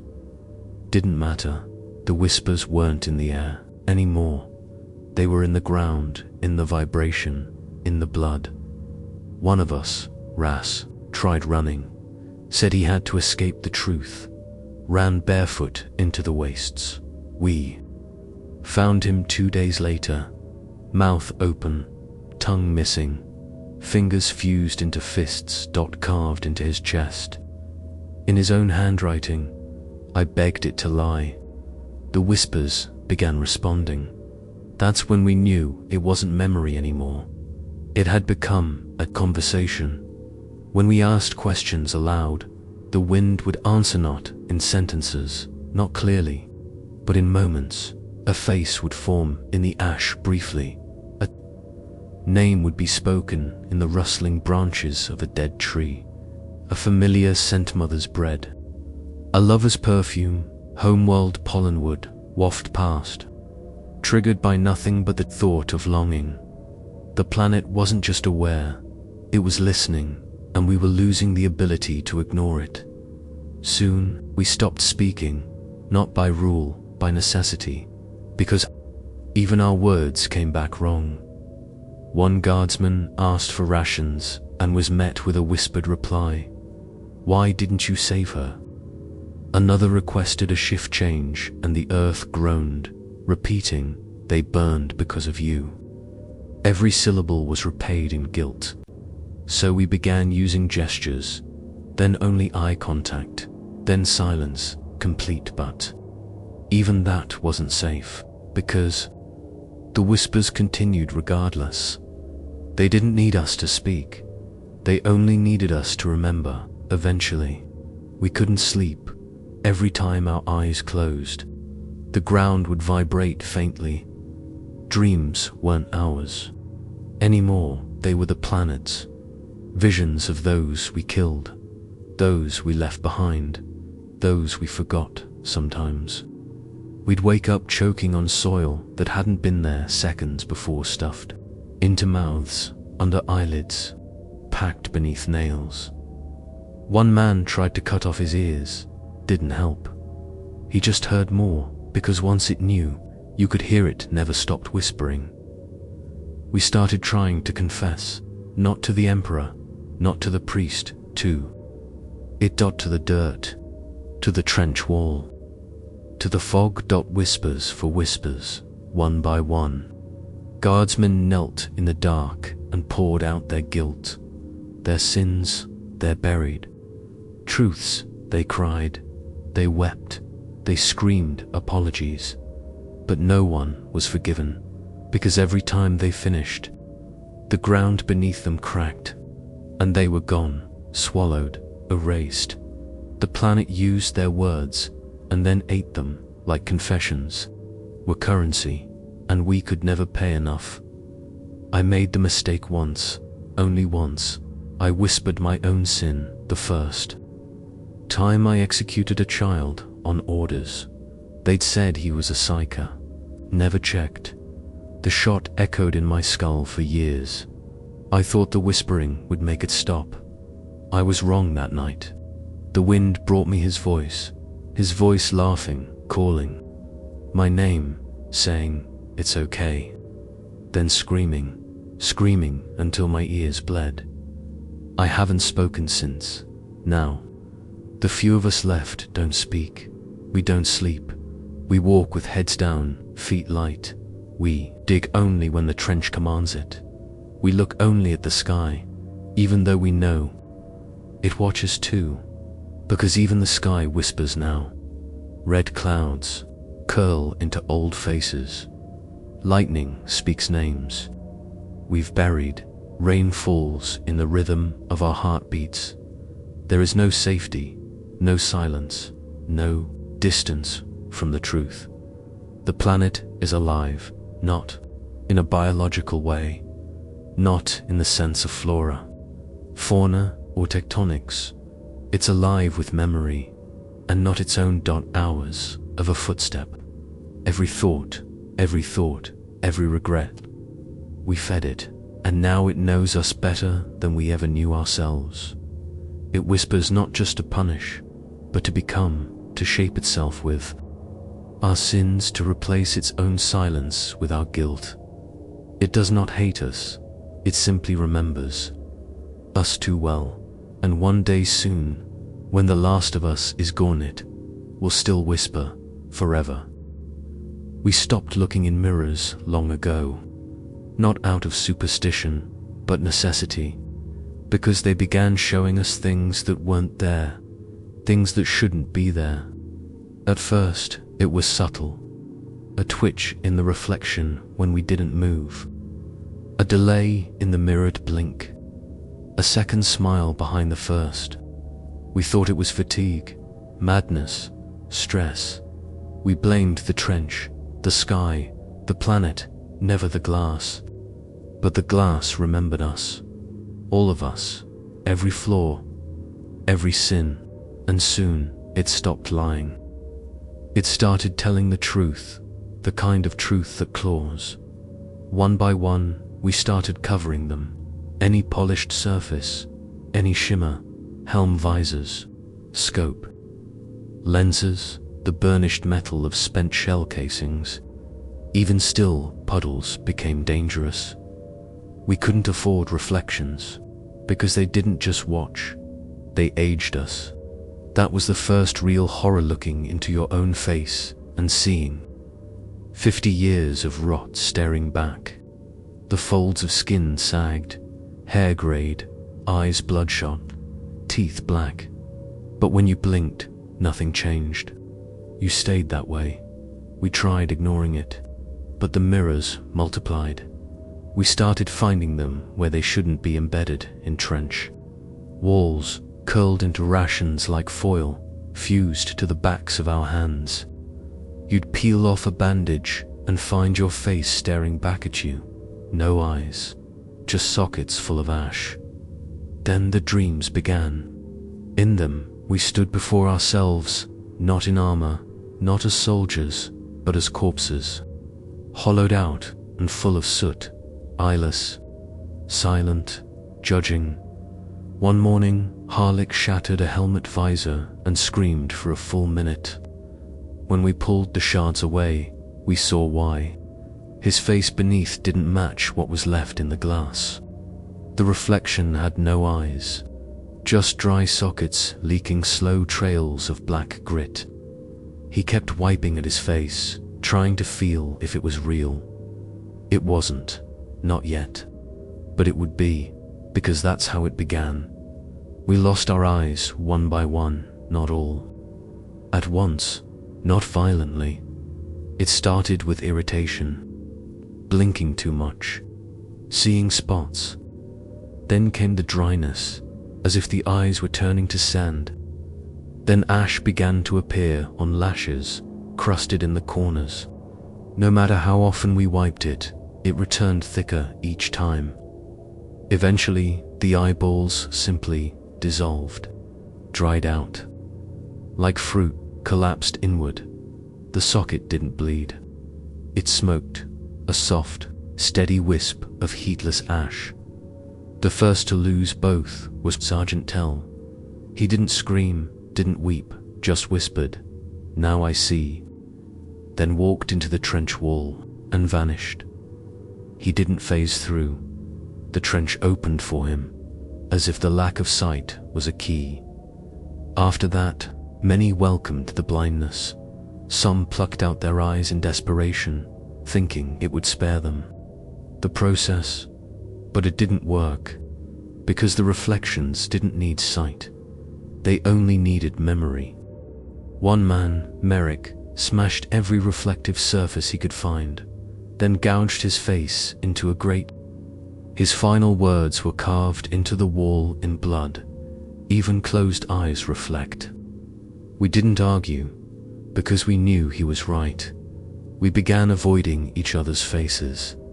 No more eye contact, no more conversation, no more recognition. We wore hoods, painted over visors, wrapped our heads in bandage and black cloth. The trench didn't mind. In fact, it made walking easier. We didn't need to navigate. It simply opened paths when we moved. It wanted us to go deeper, and we did. There was nowhere else left to go, inside. The deeper trenches, there were no lights, no sound, just the texture to the dark thick, heavy, alive. It wasn't a void. It was presence. You didn't see with eyes anymore. You felt with guilt. Memory was vision. Regret was direction. Down. Their names returned, but not yours. Not living ones. Just whispers of every person you'd wronged. Every order you followed without question. Every face you let turn to ash. I heard my brother. I heard the man I shot in the back for deserting. I heard my own voice giving the kill order on a civilian. Convoy flagged as insurgents, and behind each voice came reflection. Not glass, Arschdot. It floated through the trench like smoke that had weight it formed. Shapes, statues, faces, figures of what we used to be. We saw our younger selves, clean, proud, hopeful, then watched as they fell apart. Piece by piece, smile to scream, salute to corpse. Then the trench gave us glass again, not mirrors, helmets, polished, set in a line. 13 of them, each placed upright.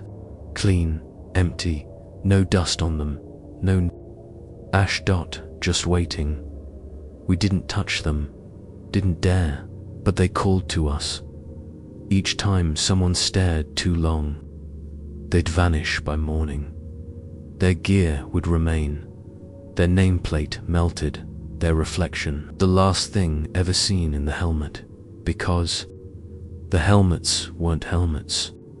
They were traps, reflections, made solid, prisons of identity. Each one held a piece of us, and they wanted to be full again now. I keep my eyes closed, always. I move by sound, what little is left. I feel the tremor of dirt shift beneath my feet. Like guidance, I do not speak, I do not name, I do not reflect, because I know now what the ash is. It's not dust from bombs, it's not burned trees or ruined stone. It's us. It's the memory of everyone who stared too long, everyone who refused to forget, everyone who demanded to be seen. The ash is made of sight, and every breath we take here fills us with the last breath of someone who tried to understand. We are blind now, not metaphorically, literally, every one of us.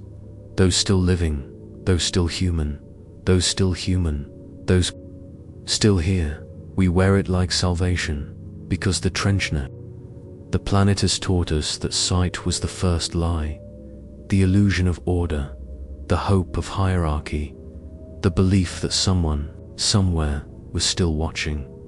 We believed the Emperor saw us, but he never did. We stared at him too long, and now he stares. Back through glass, through ash dot, through the absence of eyes. The Vox came alive on its own. No one touched it. No one dared.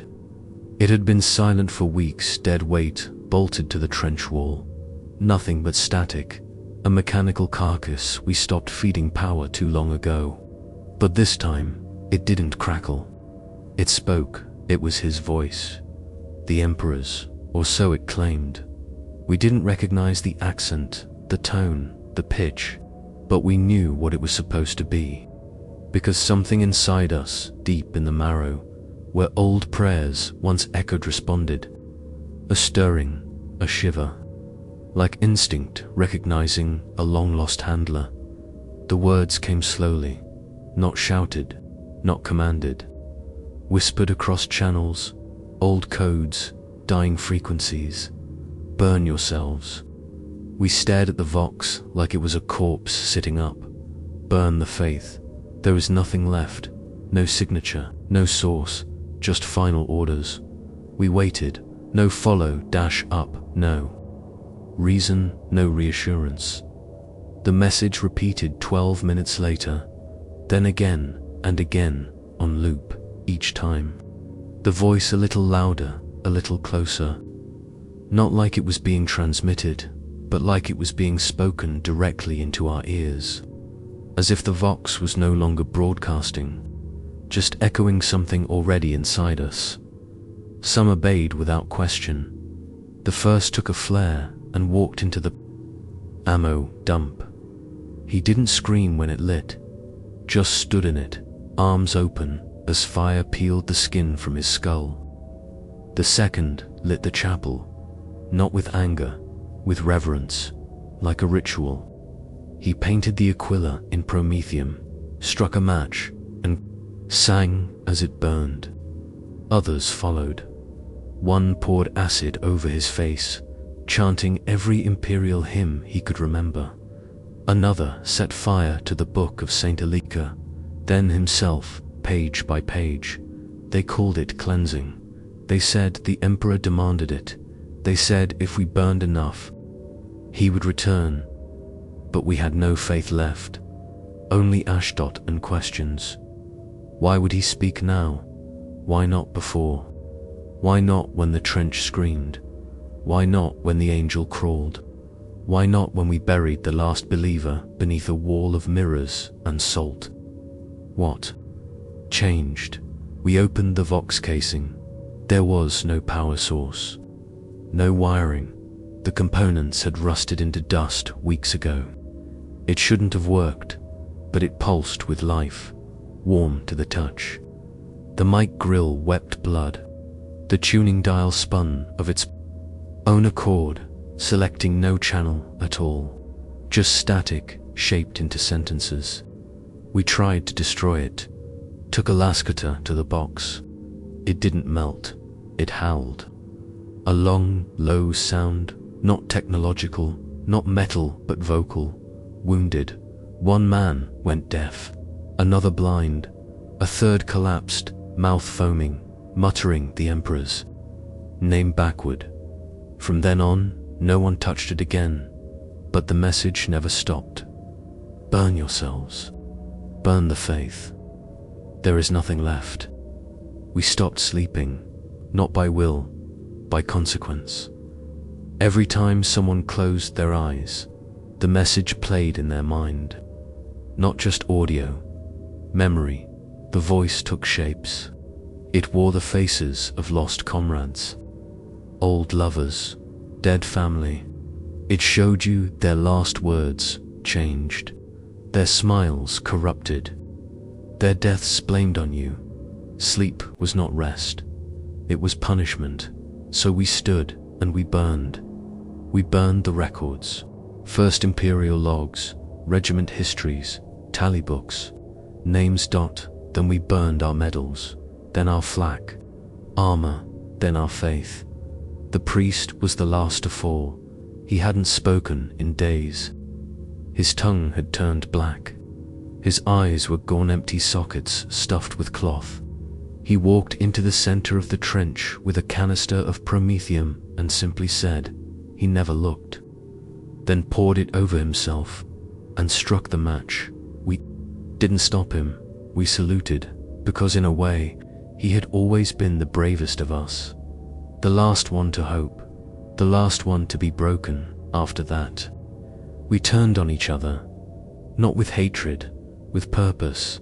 Some believed it was obedience, others called it justice. We were the remnants of a failed order. An order had to be purged, one by one. We picked our targets. Whispers chose who was next. Sometimes it was the oldest, sometimes the youngest, sometimes whoever flinched at the sound of the vox. We made it quick, most of the time, but not always, because some of us wanted to hear it beg. We needed something, anything, to answer for the orders that never came, so we became our own commanders. We issued the final orders. Ourselves. I found the vox again today, still working, still bleeding, still speaking. But the words have changed. Now it says, you are the flame, you are the echo. There is nothing to return to. The voice is louder, familiar, almost mine. I wonder if it's always been mine. If we've been hearing ourselves this whole time. Not the Emperor, not command, just us, screaming into the dirt. Hoping the dirt screamed back. Now the fire won't go out, not in the chapel, not in the barracks, not in the trench walls. The flames don't consume anymore. They just stay, unfed, unfading. They burn without source, without smoke. They are memory now. Flame that remembers what it used to cleanse. When I close my eyes, I see the first day of deployment. I see hope. I see discipline. I see the Emperor on banners held high above clean heads. Now the banners are ashdot, and the heads are empty, and the Emperor never spoke. This is the final log. Not official, not sanctioned, just a whisper burned into the trench. Wall by a dying man with no orders left to follow. If you find this, don't obey, don't listen, burn. Nothing, speak nothing, just forget. Because the moment you remember, he speaks again, and his voice will not save you. It never did, it never will. The last of us was buried beneath the trench wall. Not by collapse, not by accident. Buried intentionally, preserved, swaddled in salt, soot, and bone fragments.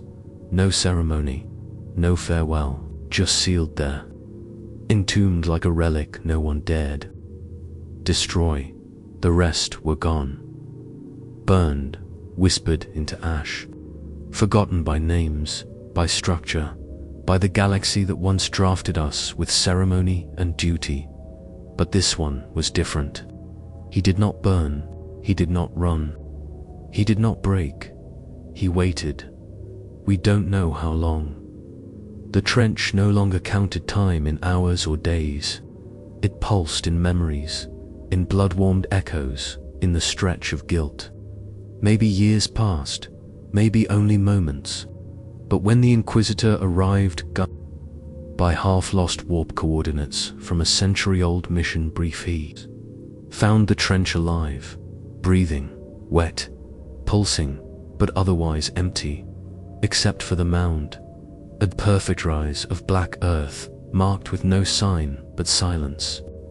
He dug with mechanized claws, servitors hissing incense, chanting low machine prayers.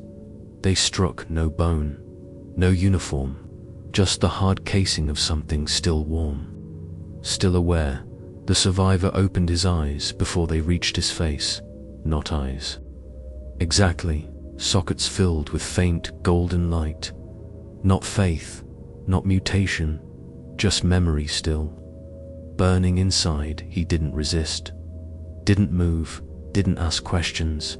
He looked at the Inquisitor once, spoke only a single word, not a scream, not a plea, just one word, soft, plain. Why? The Inquisitor, trained in 10,000 forms of heresy, equipped to answer existential horror, said nothing, because he didn't know, he couldn't know. There were no records of this regiment surviving. The 305th Terranborn were declared KIA 80 years prior, their names etched into marble walls, their sacrifice praised, their deaths used in sermons. But here he was still alive, still waiting, and the question was heavier than anything written. In the archives, they brought him aboard the frigate, glory unending, not as a prisoner, not as a survivor, as a problem. They ran scans. No warp taint, no physical corruption, no psychic presence, just ... silence.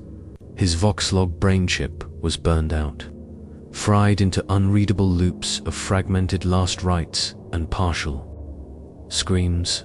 His armor was rusted beyond classification, but still bore the Imperial Aquila hand painted over and over, as if he couldn't afford to let it fade. They questioned him for days. No answers. He didn't react to light, to sound, to confession. He only ever asked again every few hours. Why? They moved him to deep isolation. One-way walls, no windows, no sound. He kept staring into nothing, but what disturbed the interrogators most wasn't what he said, it was what he remembered, because the Vox logs weren't entirely dead. Some memories had burned through into the wall, engraved with the static of desperate thought.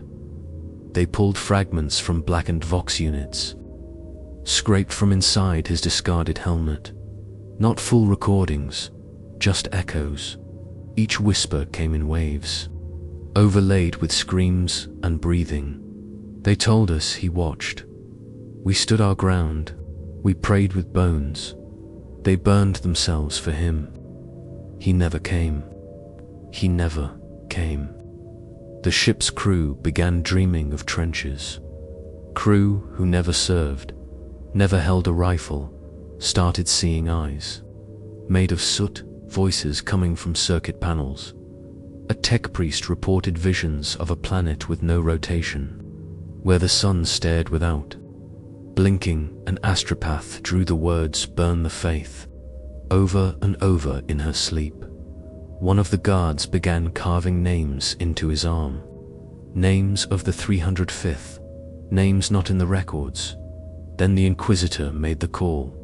Memory, quarantine, purge the subject, seal the data, burn the trench from history. But the guardsman didn't resist. He sat quietly in the purge chamber, didn't flinch as the servitors locked him in, didn't blink as the Prometheum line hissed, didn't move as the ignition was armed. He just said it one last time, soft final. Why? Then everything went dark. The fire didn't catch. The chamber didn't ignite. Instead, every light aboard the Glory, unending, blinked out for 11 full seconds. When they came back, the guardsman was gone. The purge unit unsealed. No trace, no body, only a single symbol drawn in soot across the far wall. An eye weeping ash dot. The ship continued its course, but the logs fractured. The AI began repeating corrupted entries. Deck records looped with audio whispers. Burn yourselves. There is nothing left.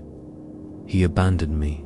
Crew vanished. One by one, no alarms, no alerts, no alerts, just empty rooms, warm beds, uniforms folded on the floor. Then the Inquisitor vanished, leaving behind only a fragment of his journal carved into the walls of his personal sanctum. He waited, and now we do. The Glory, unending, was found 5 years later, drifting near a dead star. No crew, no power, still warm. One message pinged automatically upon boarding. No transmission logs, no origin trace, just the message on loop. He never came, but I did. Now the survivor appears elsewhere. Unregistered systems, old war zones, abandoned imperial catacombs. They say he walks through walls, breathes without lungs, knows your memories before you speak them. They say he's not a man, not a demon, not a ghost, just a question, wearing a uniform, waiting for someone who can finally answer. They told us rescue was impossible, that the planet was lost, that no signal had been received in decades, that we were ghosts chasing static, and yet we were pulled from the dirt, unearthed like relics. Not all of us, just a few, 3, maybe 4.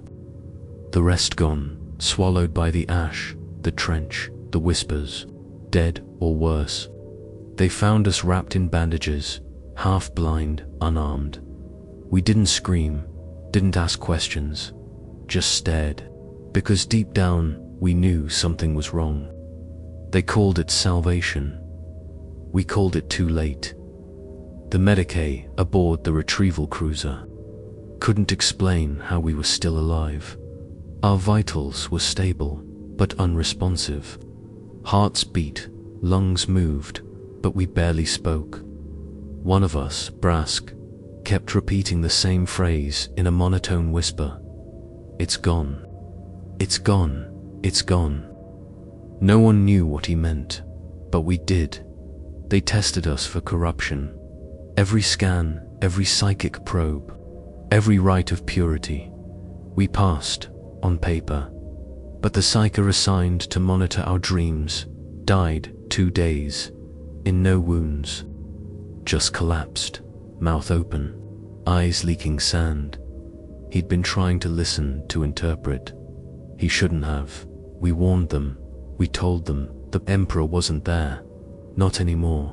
But they thought we meant it metaphorically. A crisis of faith, battle trauma, mental collapse.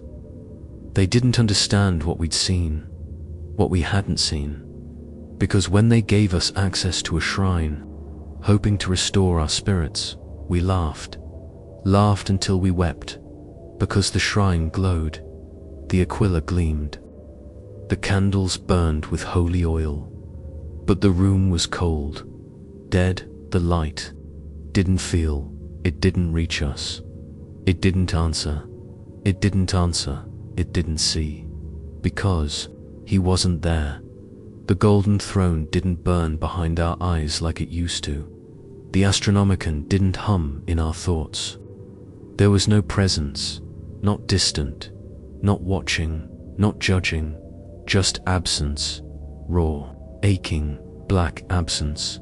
They sent us to Terra, not by choice, by protocol. Recovered guardsmen, unique case, deep psychological breakdowns. Warp adjacent phenomena. The Inquisition wanted to observe, deconstruct, contain, so we boarded the black ship, escorted, monitored. We watched the stars pass, watched them change. The stars didn't look right anymore, too still, too bright, or not bright enough. One by one, the crew began avoiding us, calling us echo men. Whisper-born eyes of nothing. They said the rooms we slept in never cooled down, that our presence made machine. Spirits cry out, that the lights dimmed when we spoke, so we stopped speaking. We waited, and then the ship stopped. It should have been Terra, but it wasn't. The scanners showed the right coordinates, the same orbital path, same planetary mass, but where Sol's light should have bathed the sky in gold, there was only black, a sunless void, a hole. The system still rotated, planets moved in alignment, but the center of the throne, the beacon, the heart of humanity, was gone. In its place, a black sun, not dark dot black dot, a perfect circle of anti-light, not absence of color, but presence of erasure, like something had eaten reality itself and left its hunger behind. We stood on the bridge, watched it pulse, not with energy, but memory. Every sin, every scream, every plea we'd ever made in the name of the Emperor, we saw them again, projected across the stars, not judged, not absolved, just reflected. And in those final moments, we realized the throne wasn't empty. It had never existed. The ship refused to log our presence. Crew rosters deleted our names. Door access denied our codes. Records of our origin vanished.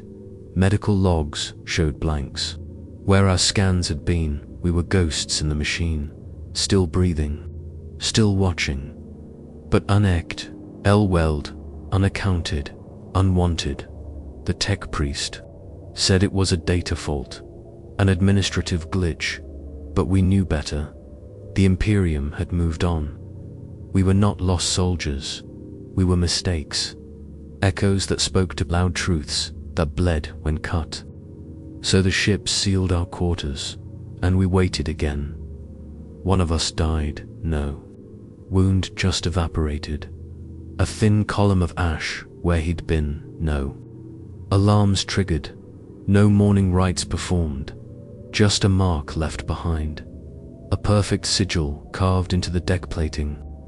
We recognized it. It was the trench's shape, the last trench, the one that opened for the priest, the one that listened. It had followed us. I stopped writing after that. There was no point, no record to be read, no history to amend. But tonight, I saw the sky again. Not from a window, from inside. My eyelids flickered, and the stars sang, not with light, but with absence, each one flickering out, not exploding, just ceasing, silently, without apology, like they knew, like they understood, like they, too, had waited for the Emperor to return. And he never did. He never was. The bridge is empty now. No crew, no command. Only us, or what's left. We don't know how long it's been. The chrono loops, the servitors recite prayers in backward binary. No orders come, no responses answered. The black ship is drifting. Not lost, not cursed, just irrelevant, because we carried the truth back, and the truth erased us.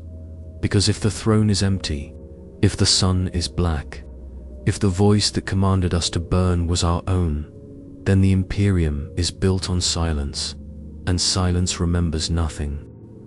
This will be my last entry, not because I am dead, not because anyone silenced me, but because there is nothing left to say that matters. Nothing left of me that hasn't already been carved into trench walls, screamed into vox static, or burned into the black. I have become a memory of thoughts still breathing long after the body stopped. My name doesn't matter anymore. It was erased the moment I asked why. The escape pod drifts. It hums with dead systems, floating beyond any signal range, beyond any hope of recovery. Not lost, just forgotten. Like everything else that served and bled beneath banners that no longer fly. I did not launch it. The ship did. It sealed me and hissed, then ejected without protocol or clearance, as if it needed me gone, as if it knew that it gave me nothing. No coordinates, no food, no message, just silence in the faint glow of the last Vox signal it ever played. He never came. And in this silence, in this void, I realized the final truth. The Emperor never abandoned us, because abandonment requires awareness, requires someone choosing to leave you behind, requires that you mattered. We didn, single quotes, do we were never part of a plan, never seen. Never counted. The Imperium moves on without its dead. It requires forgetting to survive. We were simply useful until we weren't. And when we ceased to serve function, we ceased to exist. No one mourned us. No one marked the world where we burned ourselves to stay pure. No, records remain of the trench that breathed, of the chapel that bled, of the priest with golden eyes who called him a liar. There are no statues for us, no relics, only a planet of ash spinning in a system whose name has already been reassigned. They will call this heresy, they will call this madness, but I call it memory. I remember each of their faces, who believed, those who broke, those who begged the sky for light and received only the echo of their own screaming. I remember the soldier who saw his name carved in a grave before he died. I remember the vox that bled. I remember the whisper that said, "Burn yourselves." And I remember me standing alone in a trench with a prayer clenched between my teeth, knowing even then it would never be heard. Because prayers are for those who think someone listens, but no one listened. No one ever did. I don't know what world lies ahead. If any, the stars are wrong. 'Tis still too quiet. They shimmer like mirrors now reflecting not light, but judgment. They do not speak. They watch. They watched as the golden throne turned black. They watched as terror vanished behind the weight of memory. They watched as the last soldier of a forgotten regiment was thrown into the void by the machine. He served, and they did not blink, because even the stars answer to something else now. Not him, not the Emperor. I use just silence, endless, knowing silence. I tried to leave a record, carved words into the pod wall, scratched names into the oxygen casing, whispered truths into the sleep mic that still flickers red every 20 minutes, but none of it sticks. The data wipes itself, the symbols rearrange. Even my own voice sounds distant in playback, as if I was someone else, or no one at all. Perhaps that's fitting, because, in the end, we weren't heroes, we weren't martyrs, we were tools, and now we are gone, discarded, and he never came. So if you hear this, if by some warp-sick twist, my voice reaches ears that still bleed when the name of the Emperor is spoken, listen. Not with faith, not with hope, what with memory. Remember us, not because we were good, not because we were loyal, but because we were real. We existed, we bled, we waited, and no one came. You will be told this was a lie. You will be told I was corrupted, that madness consumed me, That heresy bloomed in the dirt, where duty failed. But ask yourself, if faith breaks, this easily, was it ever faith? If your God demands silence, why does he require you to scream? And if the only voice you hear in the dark is your own, who are you praying to? My name was Trooper Jalen Cern, 305th Terranborn, 4th Platoon. I served for 11 standard years. I killed for a banner. I prayed to a corpse. I obeyed the orders of voices that never knew I existed. And I waited in a trench of ash long after the last light blinked out. I write this not to be remembered, but to ask, how long will you wait before you understand? You who still believe, you who fight in his name, you who chant litanies into broken steel and rotting air. Ask yourself one question before your trench is dug. What if he never knew you were there? Don't wait for orders that will never come. Don't pray to silence, expecting mercy. Don't burn your soul for a God who has already turned his face. Remember us. Speak our names. Tell this truth. The Emperor never abandoned us, because we were never his to begin with. If this tale moved you, if the echoes of these forgotten guardsmen haunted you, then do not let their story fade like so many others buried by bureaucracy and time. Like this video if you felt the weight of truth press through the static. Comment below, do you still believe? Or have you seen the black sun too? Share this tale across the stars so no guardsman is ever forgotten again. And if you want to hear more Warhammer horror stories from the edges of madness and faith, then subscribe to this channel. Because in this galaxy, sometimes the scariest thing isn't death, it's being forgotten.